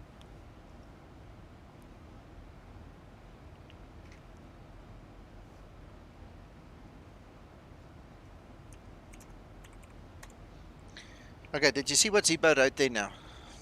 Sasso? 1 sec. He says it is a bug, and he says scale ID is not cleared. Fix in next release. So he knows about it. He'll fix it. Okay. Well, I didn't get it for some Yeah, reason. he says no, but look, he says why. He says it happened when you have tuned ILS and you tune VOR frequency, and EN info block is not available. Okay. So okay, Well, it's a code thing. He knows. Let him. He's the boss. Fine. He can fix it. The engine start procedure is fine.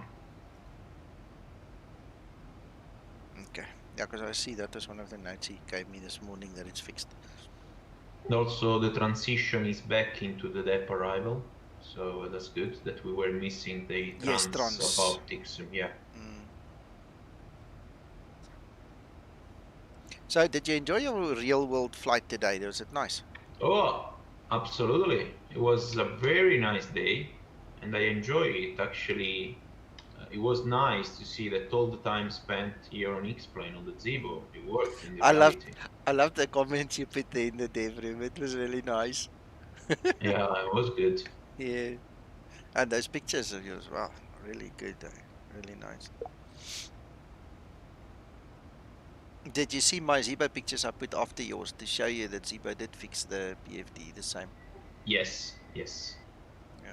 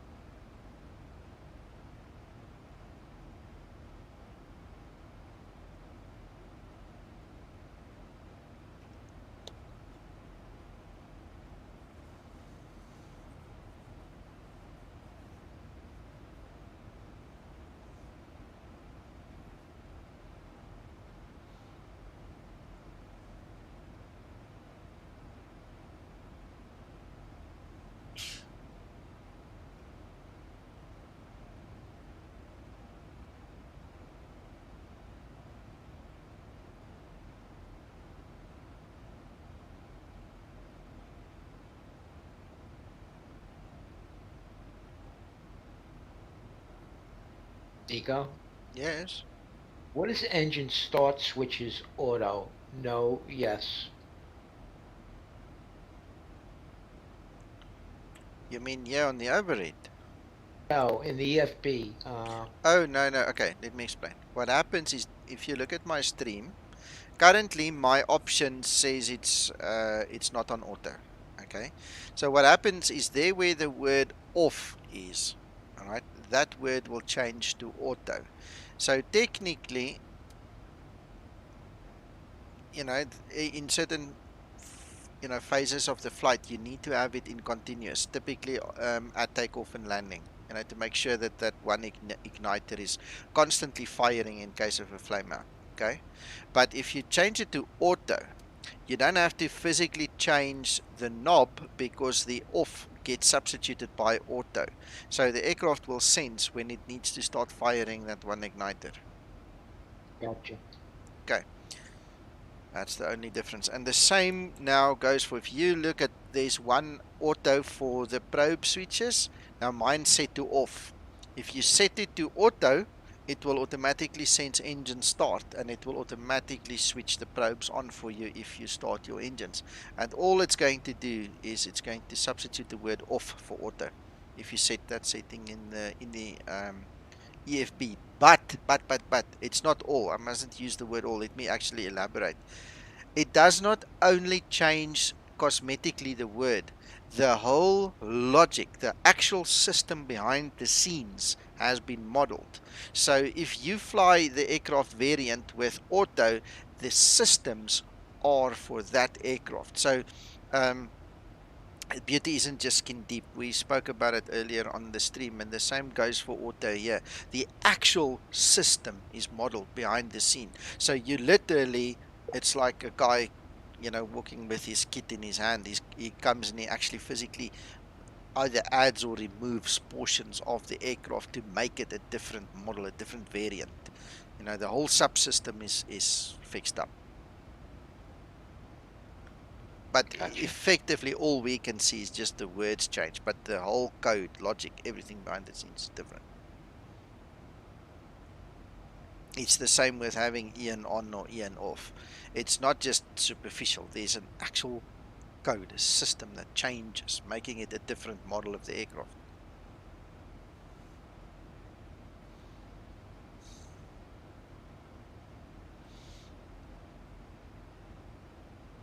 Ooh, we're getting closer. 221 nautical miles for top of descent.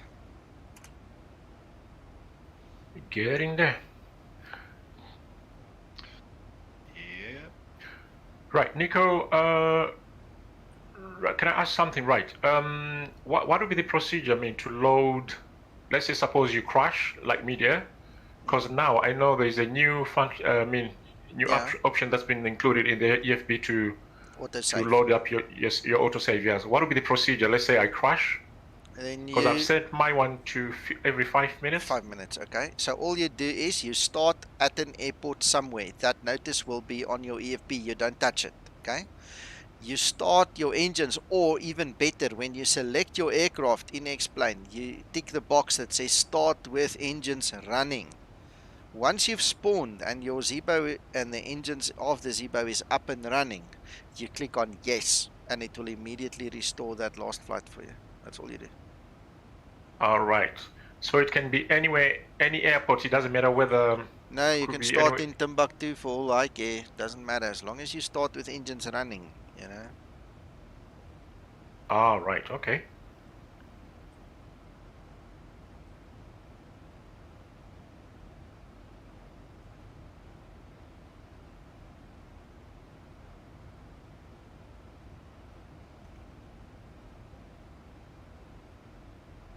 I think it's realism. Yeah, realism, 5 minutes. Mine is also set to 5 minutes. Yeah, I got the same problem, Nico. You are on, and I still got the ILS information on the F1 captain side. Okay, just read what Zibo wrote there. It's a whole, whole logic thing that he's talking about there. Yes, Andreas, engines must always be running. You cannot restore a flight if engines are running. Are not running. It has to run. Engines must be on. If you start a saved flight with engines off, it's not going to work. It's going to be a very bad failure.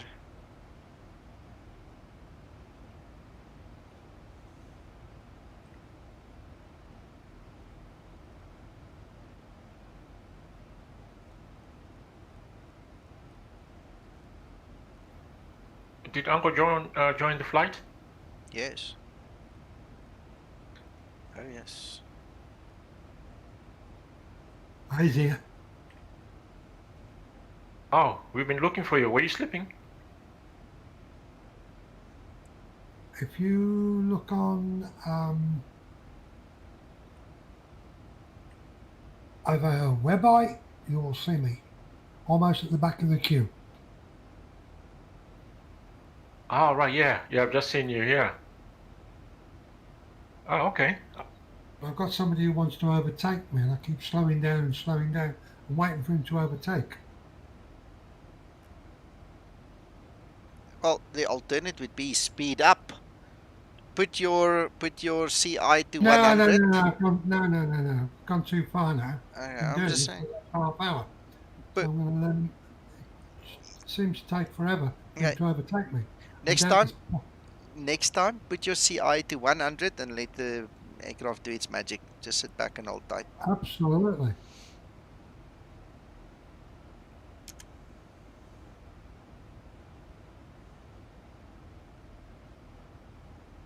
I can only think that 33,000 is a better level than 35. Well, I'm on 37 now. Exactly, Kent. 2,200. In actual fact, let's check if we can't climb again already. Nope. Yeah, Lloyd, it doesn't look as if we're going to make 390. By the time we are able to climb to 390, we're going to be at the top of descent. It's not going to happen. It's not going to happen, right? Okay. Yeah, it won't happen.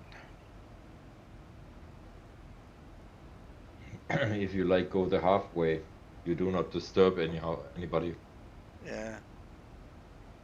220, 2,200. 2,200.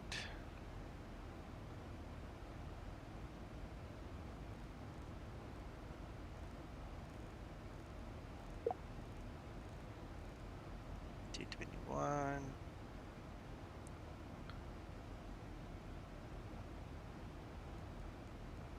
1008. How far are we? 132. Okay, we'll won't do the VREFs now because we're gonna lie.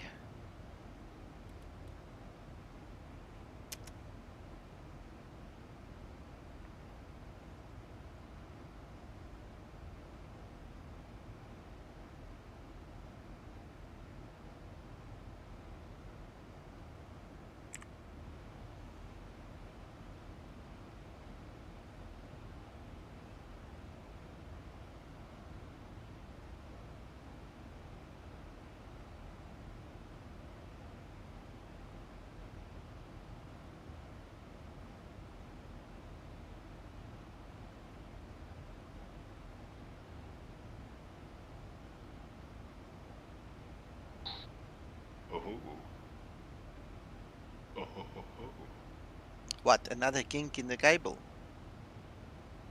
I think I've got somebody heading straight for me, head on, 900 feet above.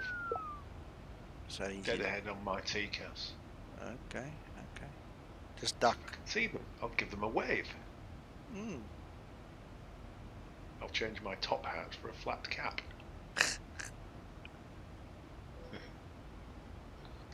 I had that once in Germany, over France, on a flight to the holidays, and there was somebody just a few, obviously 1,000 foot, passing straight ahead, straight against our direction. It was a bit scary. Sasso? Yes? Are you busy to answer the question? Have you got time? Not at all. Kent wants to know, when do you use a baro or a radio minimum? Baro minima for all the approaches, excluding the auto land one. You use the radio minima when you are doing on auto land, either Cat 2 or Cat 3. Thank you, sir. But you are gonna see it on the charts, because at the bottom of the charts where you have the minima, the landing minima, is gonna say RA Romeo Alpha, which stands for radio altimeters, radio altitude, instead of DA or MDA. Hey, Alex, welcome back. What I don't want to check.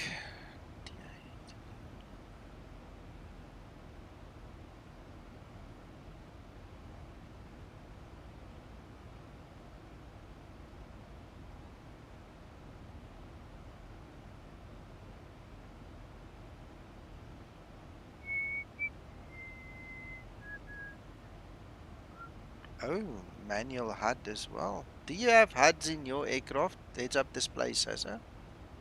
No, we have push. Okay. Oops, man, we have no Ian. How we can have the odd? I just thought it was like a consolation prize or something, you know. All right, okay, I'm just asking. Sometimes we don't even have toilet paper for us. Oh, shame. Yeah.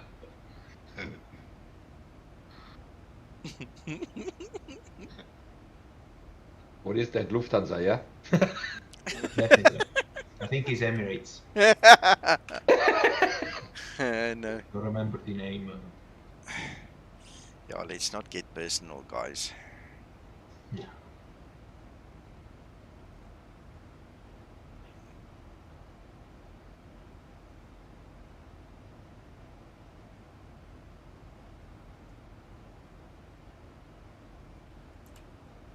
Yeah. Okay, well, I'm basically ready for the descent.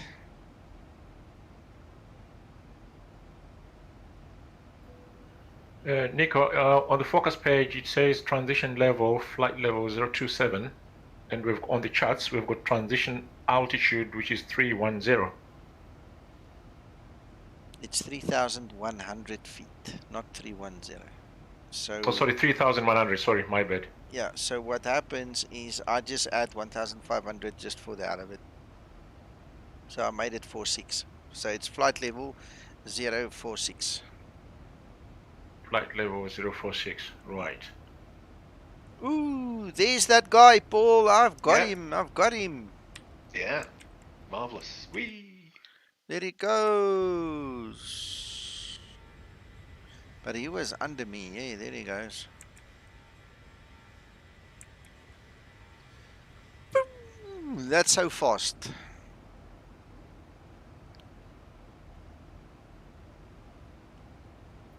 Yeah, I can see he's coming towards me. He's below 1,100 feet.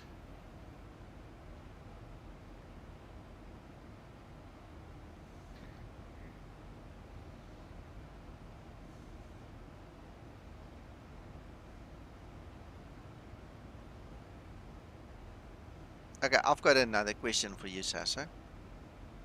Yes. Do you always fly the same aircraft in the real world, or do you alternate, and how frequently do you get a new one? Or is it every time a new one that you fly? Are we talking in terms of type of aircraft? Yeah, you know, the model, the registration. Let's call it the registration. Oh, the registration change. Today he changed twice in 2 flights, so yeah. Okay. So it's always different, and sometimes we also have the so-called aircraft change. In this instance, this morning we went up with one aircraft, and then we jump on another aircraft to come back. So of course the registration changed. Well, that's what I'm asking, because now I was just thinking, you know, I mean, if you get fond of this cup holder and you mark it with your name, you know, is there any value in it? No, it's not gonna work. No, it's not gonna work. Because tomorrow you fly another aircraft. That's the absolutely. question. Okay, just that was curiosity. So what I'm gonna do, Nico, I'm gonna fly an ILS do a go around at the minima, and then I will do an air nav with no fancy Ian. Okay. And that's it. Enjoy the test. Yep.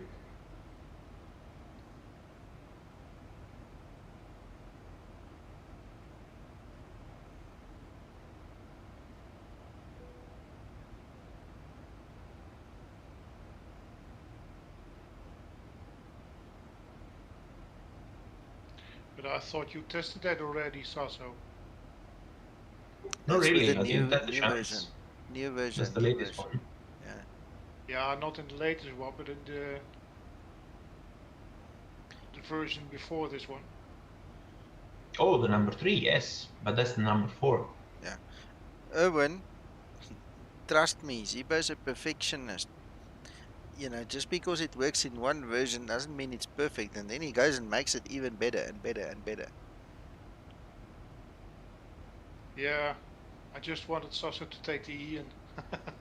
No, no chance. No. It's so nice to have the fancy old things working. Yeah, I'm getting used to it too. It's nice to have that control. Yeah. Absolutely. But then, as I said at the beginning when we were explaining the Ian system, if you understand the process behind the basic LNAV and VNAV, which is a kind of Ian, as I said millions of times, Ian is just the way LNAV, VNAV is shown to you. Yeah, it's still LNAV and VNAV. Yeah. If you understand the process behind and where the information are coming from, then you can play with whatever Ian you want. You will still know what is showing to you. That's the main important thing, because if I have a failure or the tower suddenly, for example, this morning Clacton viua was not working up in London airspace, and I picked it up and I report to ATC. I said, look, Clacton is not working. And they said to me, but everything looks fine. We check, everything looks fine. I said, no, Clacton is not working, I promise you. And it wasn't working. In fact, when we landed and we loaded the new flight, there was the note amount, Clacton viua US. But yeah, that's the thing. Try to understand the reason for something, not just how it works. Because that is gonna most likely save your life if you have an issue. Yeah, that's what I meant to say. If you're flying in a mountainy area, absolutely, and you have that control with the VNAV, LNAV, you need to know all the information you are using, and most likely also what you are saying to the autopilot to follow. Because that's the problem. When you press approach, you need exactly to know where your aircraft will be in 5 or 10 minutes. So I can't press approach with Ian and ice there in front of me and don't know that if I change something in the FMC or if both FMC burn out at the same time, then I lost the autopilot, and the autopilot can technically make a turn to the mountain. Yeah. Have you ever think about this?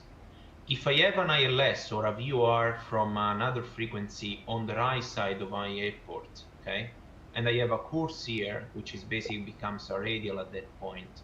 If I have approach engaged, and the aircraft for some reason start to pick up the frequency from an ILS 90 degrees to the right, at 500 feet, I have Ian in approach mode, both FMC burn out, the approach mode is gonna revert into the course and is gonna do a turn to the right. Yeah. Can you imagine that? It's not gonna be fun. But I can imagine as well that if there is an Ian programmed and it's mountainy area, that, for example, a mountain is not counted for. No, I mean, no, I'm not saying that Ian is not safe. Absolutely not. Ian is a wonderful tool. But the thing is, understand what's behind that. And behind that is just an LNAV and VNAV. If you don't have an active waypoint and a VNAV, like a vertical profile that he can follow, then you can play with approach button forever. He's not gonna descend. That's it. Yeah. Because at the end, it's just VNAV not working. There's Alex's answer on stream, guys, and I mean he is the provider Oh, of the nice. information now to Zibo, so that's where it comes from. He's the source. Okay, so he says there they prioritize all non-precision approaches by number one is Ian, then LNAV and then There vertical we go. speed. Yes. Yeah. Absolutely, 100%. Thanks, Alex. Guys, what Sasso just said is, in fact, Ian is safer than ILS, isn't it? What do you mean safer of the ILS? No, I'm not saying it. We are talking about non-precision. We are talking about non-precision approach. Because if you have an ILS, then of course you just press approach, ILS frequency, that's it, back in the 80s. We are talking about non-precision approach. And in terms of workloads, probably Ian simplify the workload as well to do a non-precision approach, because you don't have to think about selecting VNAV path to the minimum, make sure VNAV path is in, speed intervent, and all this fancy stuff. So probably, I'm pretty sure that even if my aircraft would have the Ian, we were gonna use it at some point, for sure. But it's just to understand the reason behind it. It's an LNAV, VNAV, just showed in a different way. Okay, guys, on that note, I want to grab coffee. Please continue your discussion, but I need to tell you I'm not going to be here for 5 minutes. I'm getting coffee. We can forgive you. Thank you. Bye. I'll talk to you now.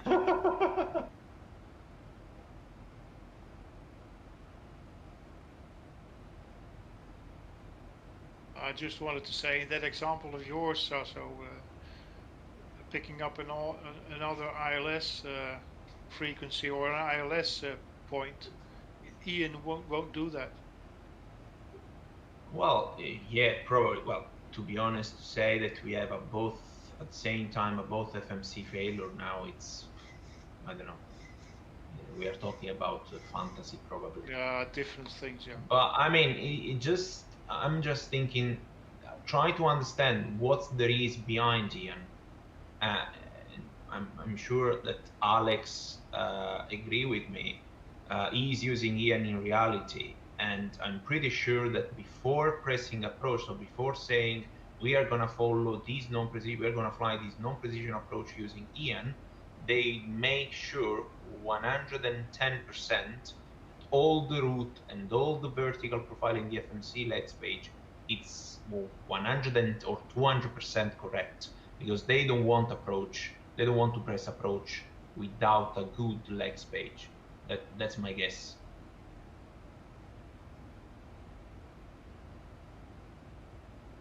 Yeah, I guess so too. Yeah. 100%. Yeah.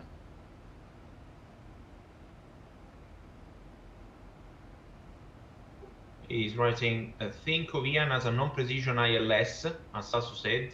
It makes it easier to do an approach instead of using LNAV and VNAV and having to monitor the path. Absolutely. And I guess, Alex, you agree with me in saying that before pressing approach, yes, Sasu, legs page must have the correct lateral and vertical criteria. Absolutely. Because then the only thing that make it a difference, now after this approach, this is an ILS, but after this approach, I'm gonna do an AirNav. And the difference is that with VNav, technically, if you forget to reset the MCP, at the end, the aircraft is gonna revert in alt and it's gonna stay there. But once you press approach, with Ian, he's gonna fly down to the end point, which estimated at the point, which you can see in the descent page, which is basically the runway in this case. So, I mean, you want to make sure that when you press approach, everything is correct there.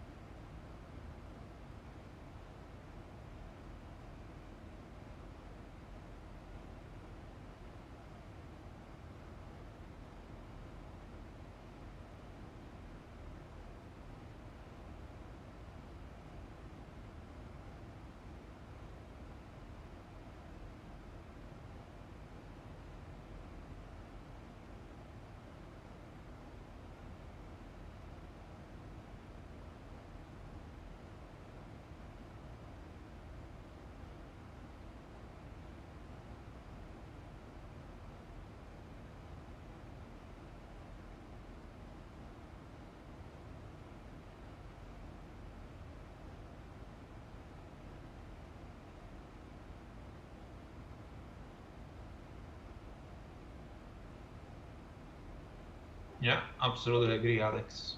Yeah, absolutely.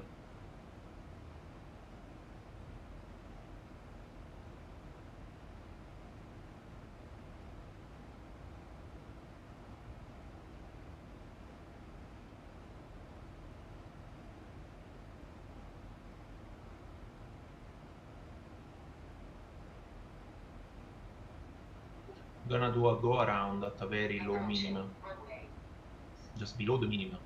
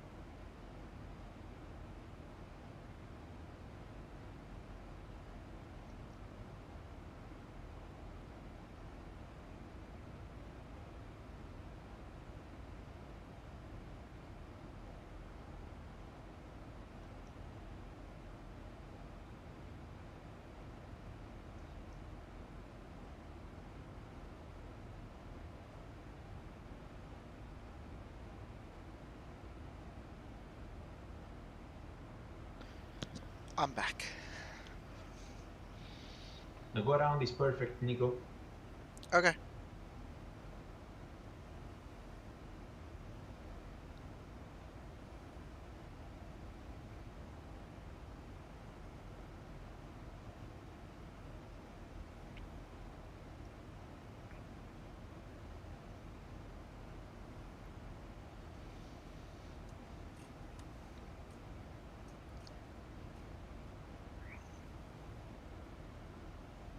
I see my TD is coming. Paul, you're almost on my top of descent. I'm just about to say this. Okay. Thank you. Enjoy. Bit lower than you though. Yeah, I know.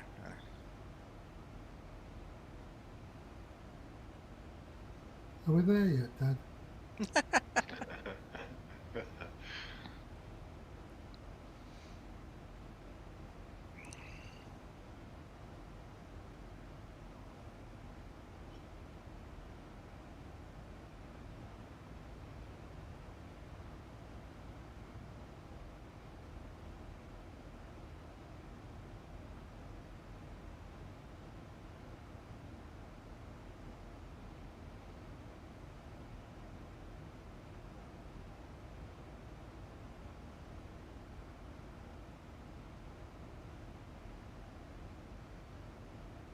Right slope. Got it. Got it.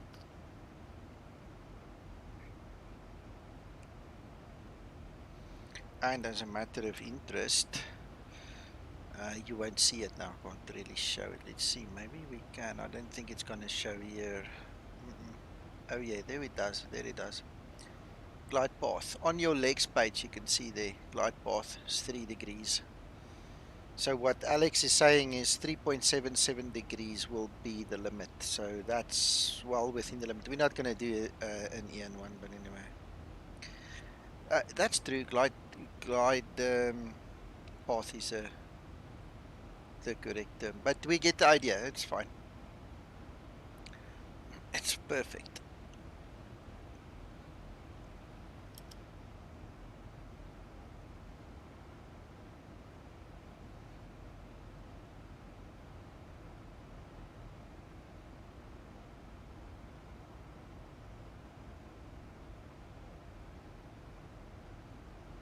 Exactly, yes. That, Alex, that is something that Twixter actually taught me very early on. The moment Zibo put Ian in the system, that's one of the first things he told me, and that's why I thought of showing the guys where to look for it, because that's where Twixter showed me way back in the day. Takeoff was great.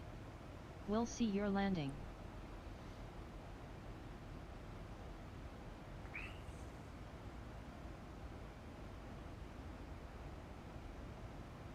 Everything worked, Nico. Also, after the go around, you can quickly replan the cruise page, and everything is working with the new speed as well.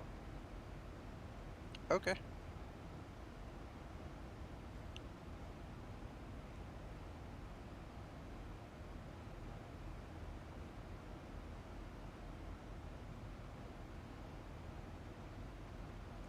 Well, I'm 6 nautical miles from my top of descent. It's gonna take a bow just now.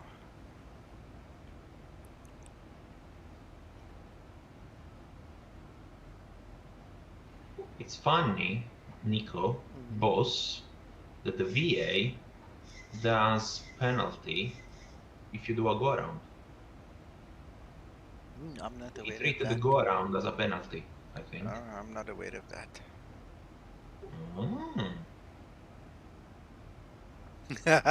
Look there, challenge. We'll see when we get there, Alex. I might do it. I might actually do that. Ooh. Rodata ILS, Alex.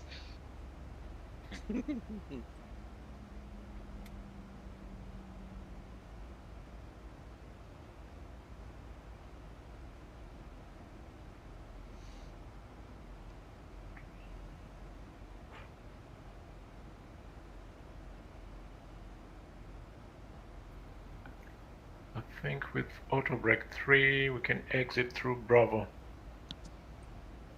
That's 1912 meters. 1900.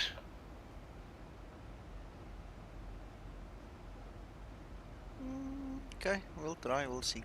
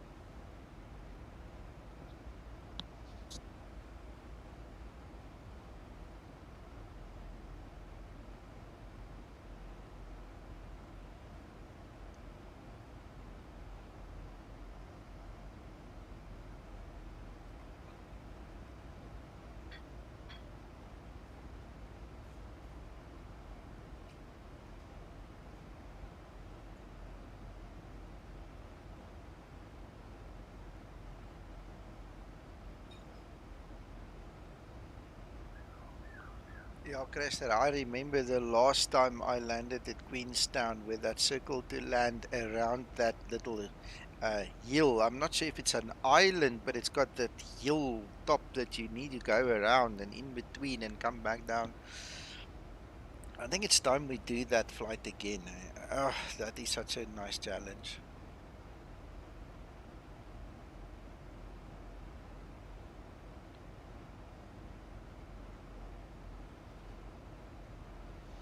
Yeah, Alex, in my training checklist, we discussed 3 different options for flap extraction. High speed approach, the easy teachable one, and then an intermediate one. So shoot yours. Let's see how you usually do it. But we've got 3 options for the guys in the training. As the guys get better, you know, they can upgrade it to a higher speed approach kind of a situation.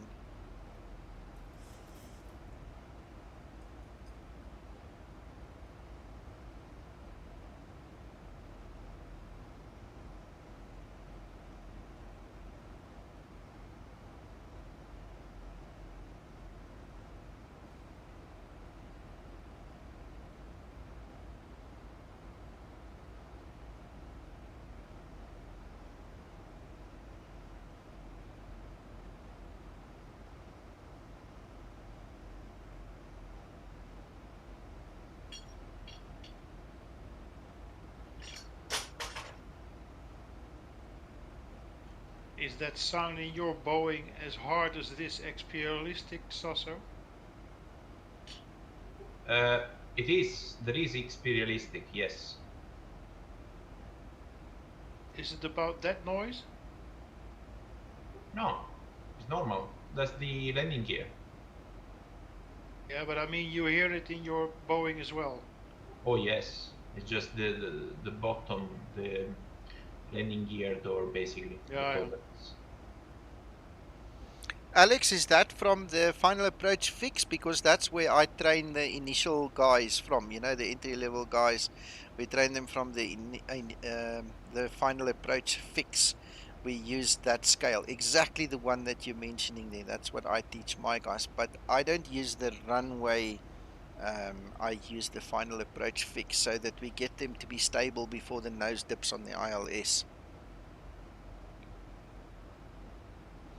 There you go, there you go. That's excellent. I'm going to take a screenshot of that. We might put that in the training checklist as well. Excellent. When the guys are new, they struggle to do things fast. And it's like driving a car, doing anything. I mean, even if you have a license, go try and make a turn when you're driving fast. It takes longer. It's more dangerous. If you slow down and do things easy, you can learn better and get much more control. Perfect. Thank you, sir.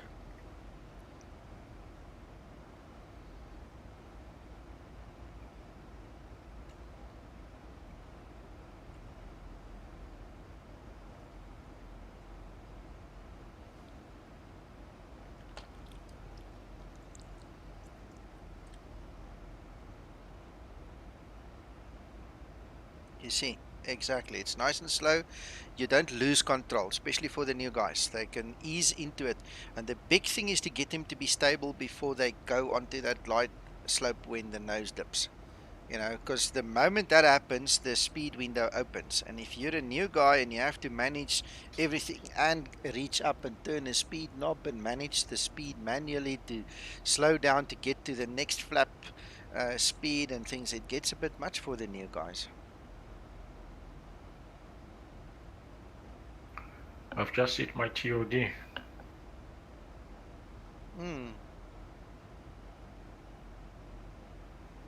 I hope, boss, you are happy with the 70 feet of landing, even if I did a go around. That sounds okay. Christer, yeah, then there's that as well. You cannot always do the ATC thing with the flaps and everything. You know, that's why you've got landing gear. You just drop those landing gears, get the drag out, then start managing it. Exactly what we do, Alex. Exactly what we do. That's exactly what we do. If you watch my old training videos, you should see it somewhere. Fixed rings are very important to give the visual cues for the guys.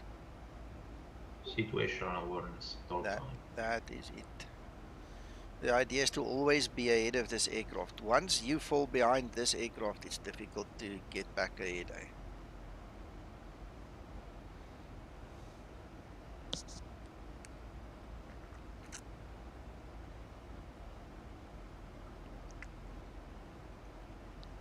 Exactly. Exactly, Alex. By the way, my coffee is really nice. I hope everybody that got your fax copies are enjoying yours too.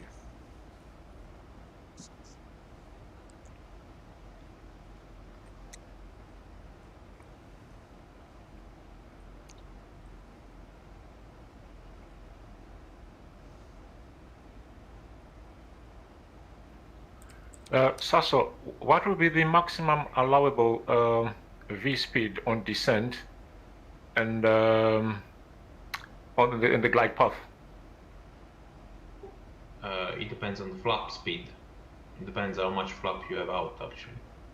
But technically, we refer to the ICAO standard, which is 180 at the final approach fix. But then it really depends. The ADC this morning gave to me 160, I think I forgot 165 to 4 nautical miles. That's what they want, that's what we do. So it really depends. Some airport and some. So you need to keep your, how can I say, to monitor your rate and everything, considering the speed the ATC gave to you. And then you manage your drag in terms of gear and flaps to comply with that restriction. All right, okay.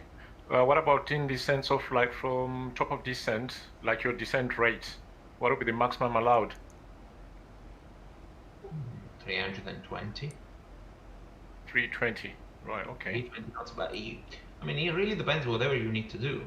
Technically, my answer would be cost index.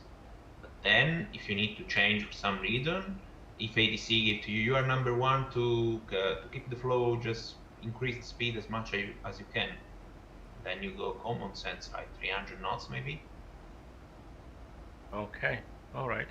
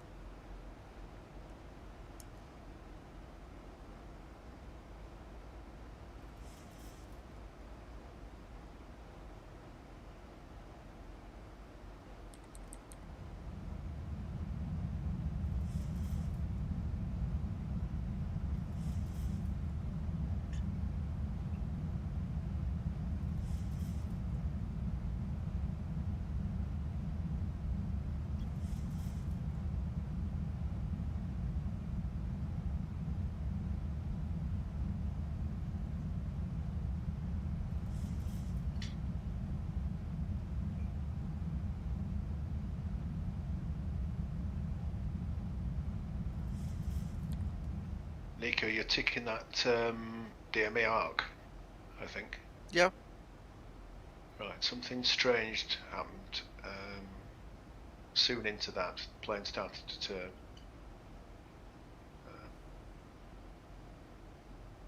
So I had to go heading select. But your awareness is better than mine, so I don't know exactly why. Okay, it could be something with the that intersection there. What did I call that thing again? Conditional waypoint. Could be something with that. I'm not sure. Yeah. Oh, we'll see. We'll see what happens. Alex, I haven't even thought about it again, to be honest. I'll see. I'll see when we get there. Maybe the moment is too big. I don't know. We'll see. We'll see when we get there.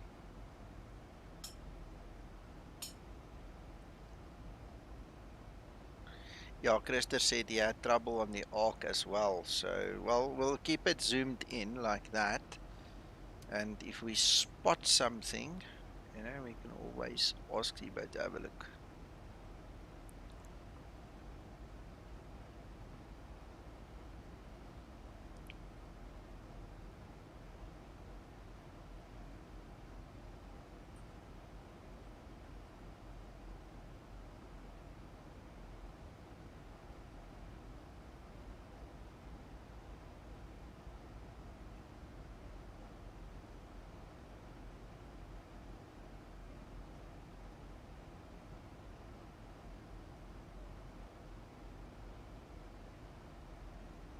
Ah, there it is. There's the problem. That intersection, you see with the brackets and the dots, dots, dots, like yesterday? That's your problem.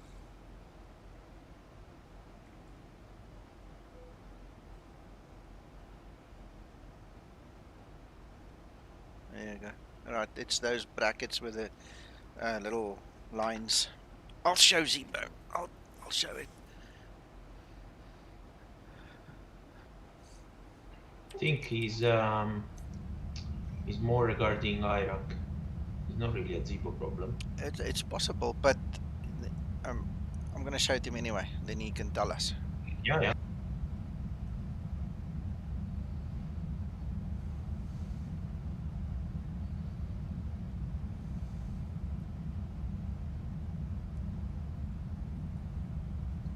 Yeah, but the conditional waypoint, I don't think it's correct. It shouldn't be bracket, stripe, stripe, bracket. It should be bracket, something, bracket. You understand? It's like, what does a little line mean? You know, I mean, it doesn't make sense.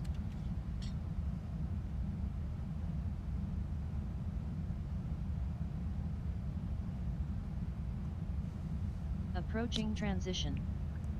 Flaps 1 set.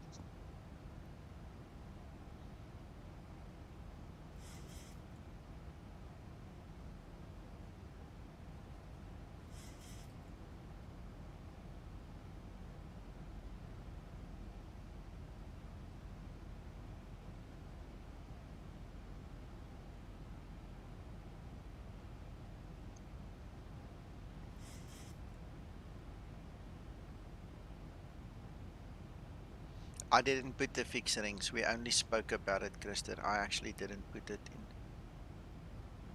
This morning when we did the actual test flights earlier, I didn't lose it. It was still there, so don't know if Zibo actually worked on them. Transition level.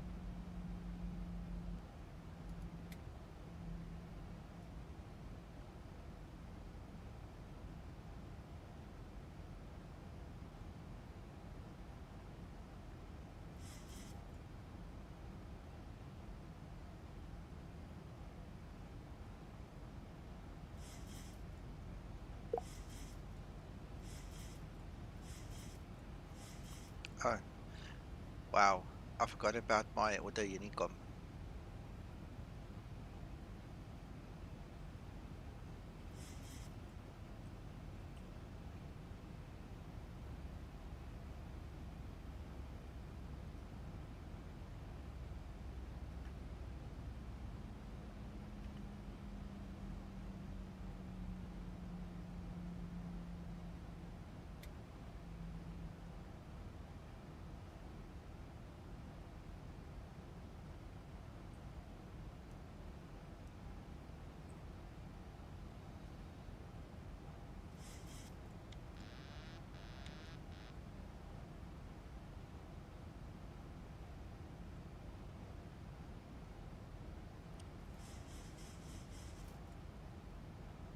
1000 to level off.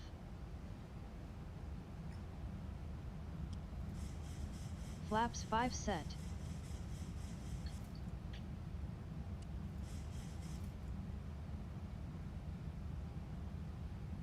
Thousand to go.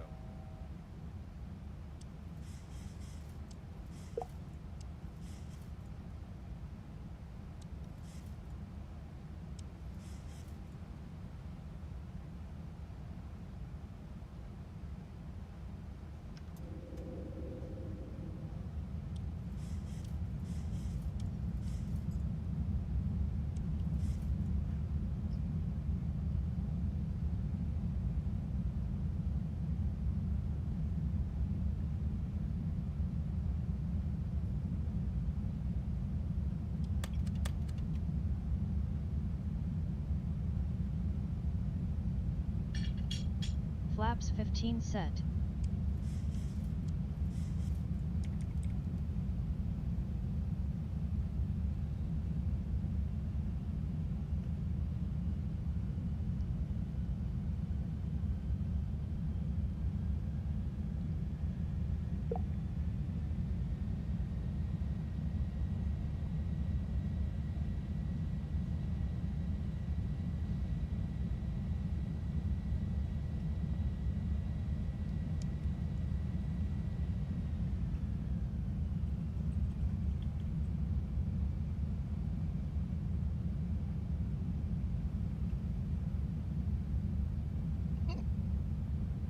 Not as easy as it looks when that autopilot is not on.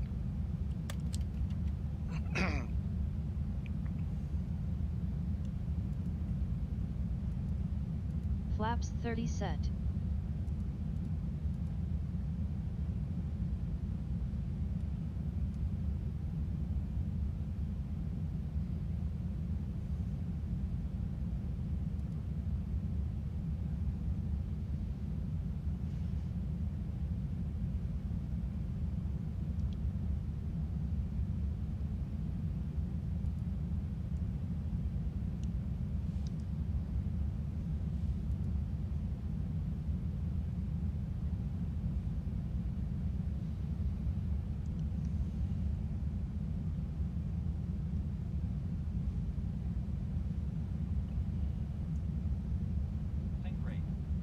Feet stabilized, Mr. Burchell. Think rate. Think rate. Think rate. Too high. Too high.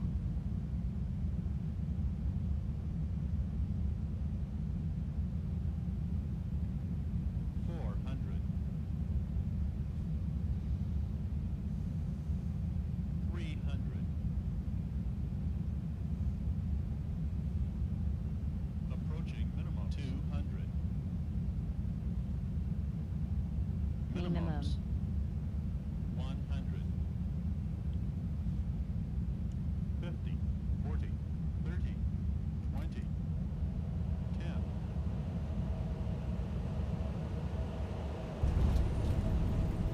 Speed brake up. Reverse unlocked. Auto brake in use.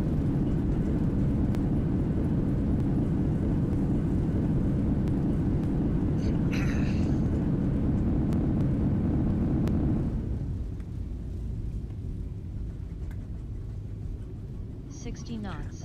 Minus 266. Yeah. Great landing.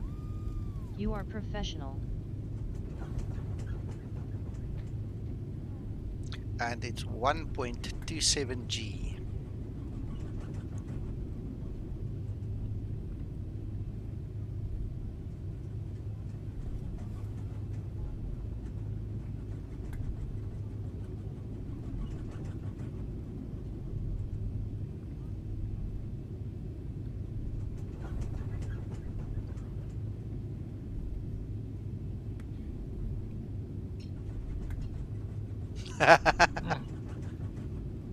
Yes, Lloyd.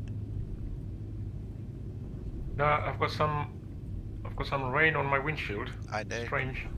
You I did as also, well. Yeah. After landing procedure.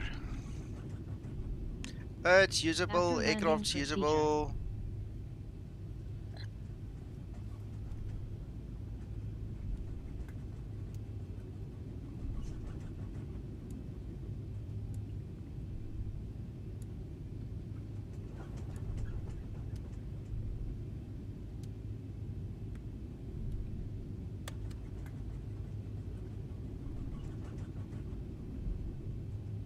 After landing, procedure completed.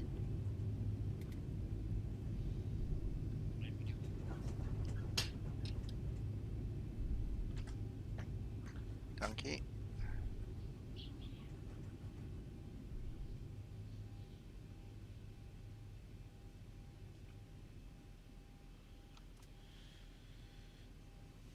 Flaps upset. Yeah, thanks for watching, Tommy. Always nice to see you on stream with us.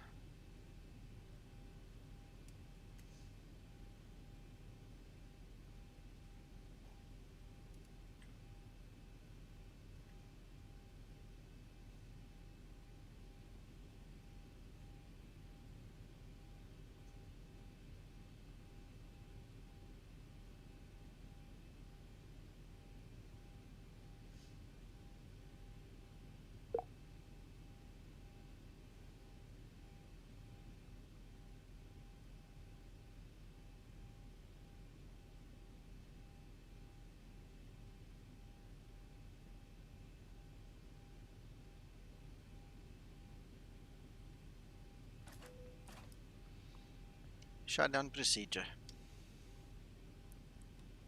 Shutdown procedure.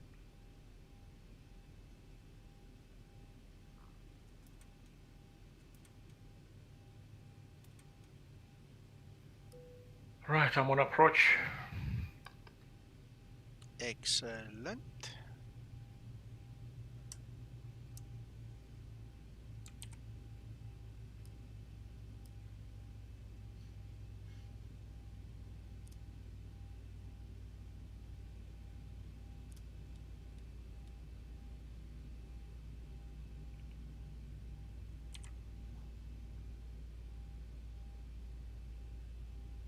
What you doing, woman? Shutdown procedure completed.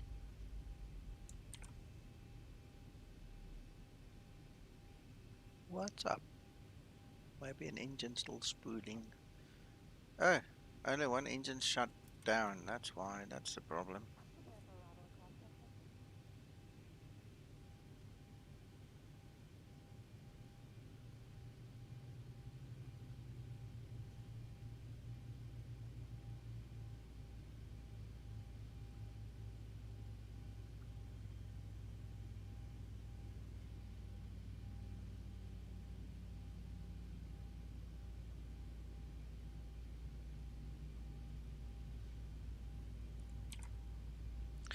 And then we've got our figures. Okay.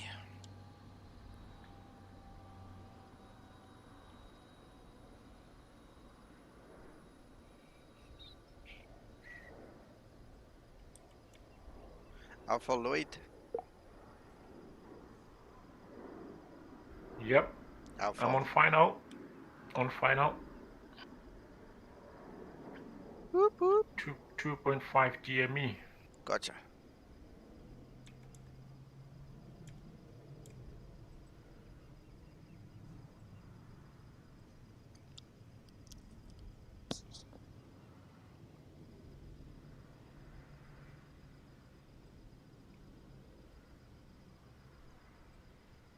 .10 stop of descent.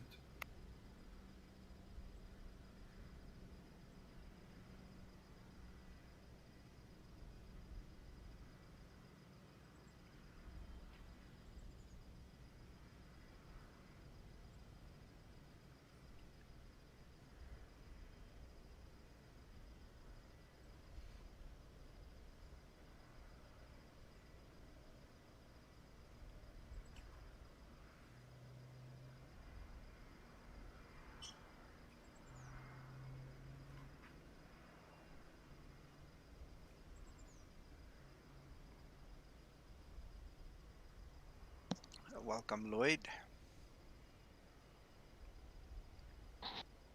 Very nice. Thank you.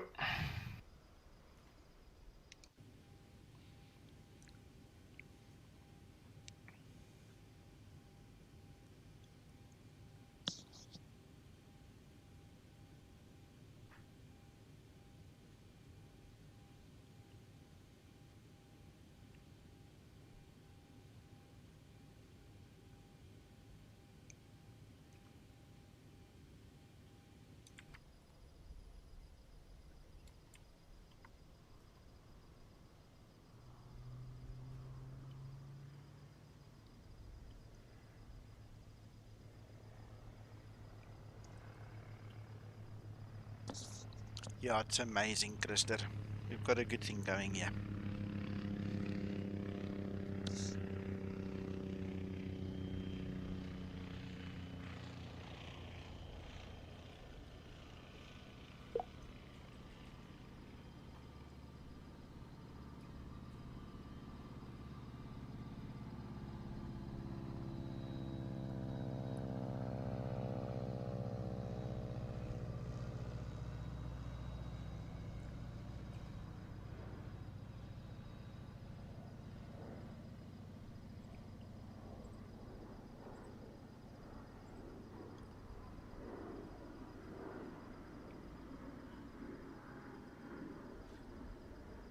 That's got to be a joke.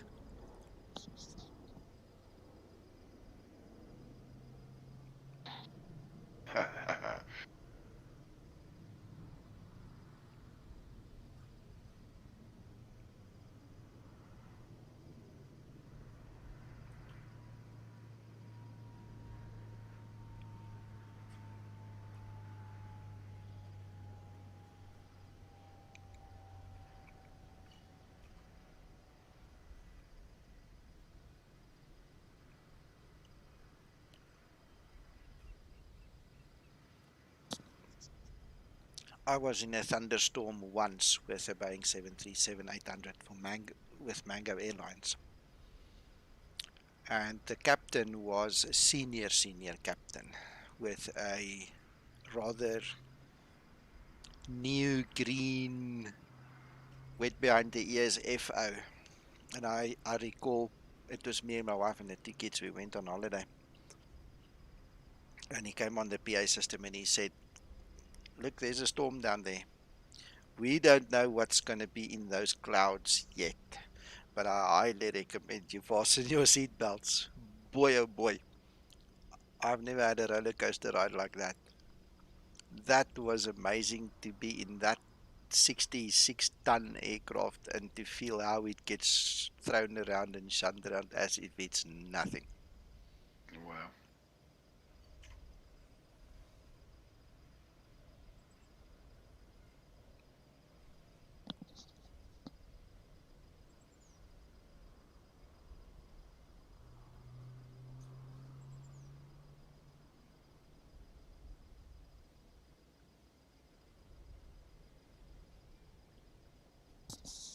Yeah, absolutely.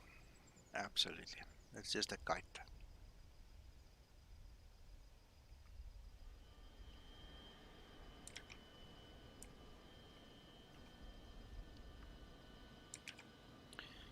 Beautiful shot, gentlemen. Right, I've passed my Thank 6 you. minutes.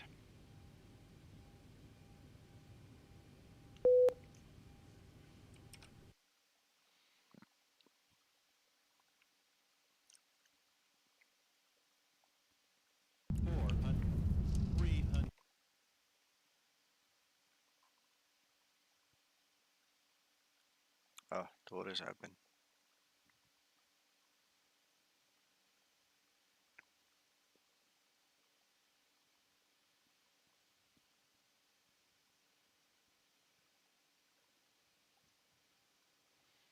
Oh, man. Oh. Let's do it from this side.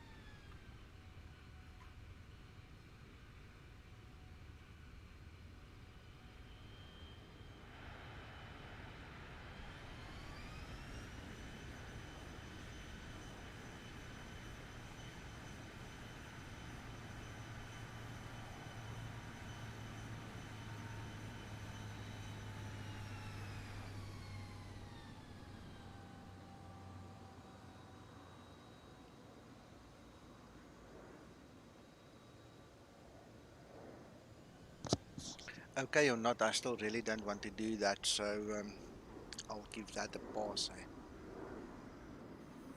Anyway, ladies and gentlemen, thank you for watching. It's been a long afternoon. I'm gonna go rest a little bit. Maybe do a couple more test flights off stream. So you guys enjoy whatever it is that you're gonna do. We have a public holiday tomorrow, but I've got so much work. I'm definitely going to be working. If I can, I'll put up a stream anyway sometime, and we'll see what happens. Thank you again for watching and being great sports here with us. Thanks.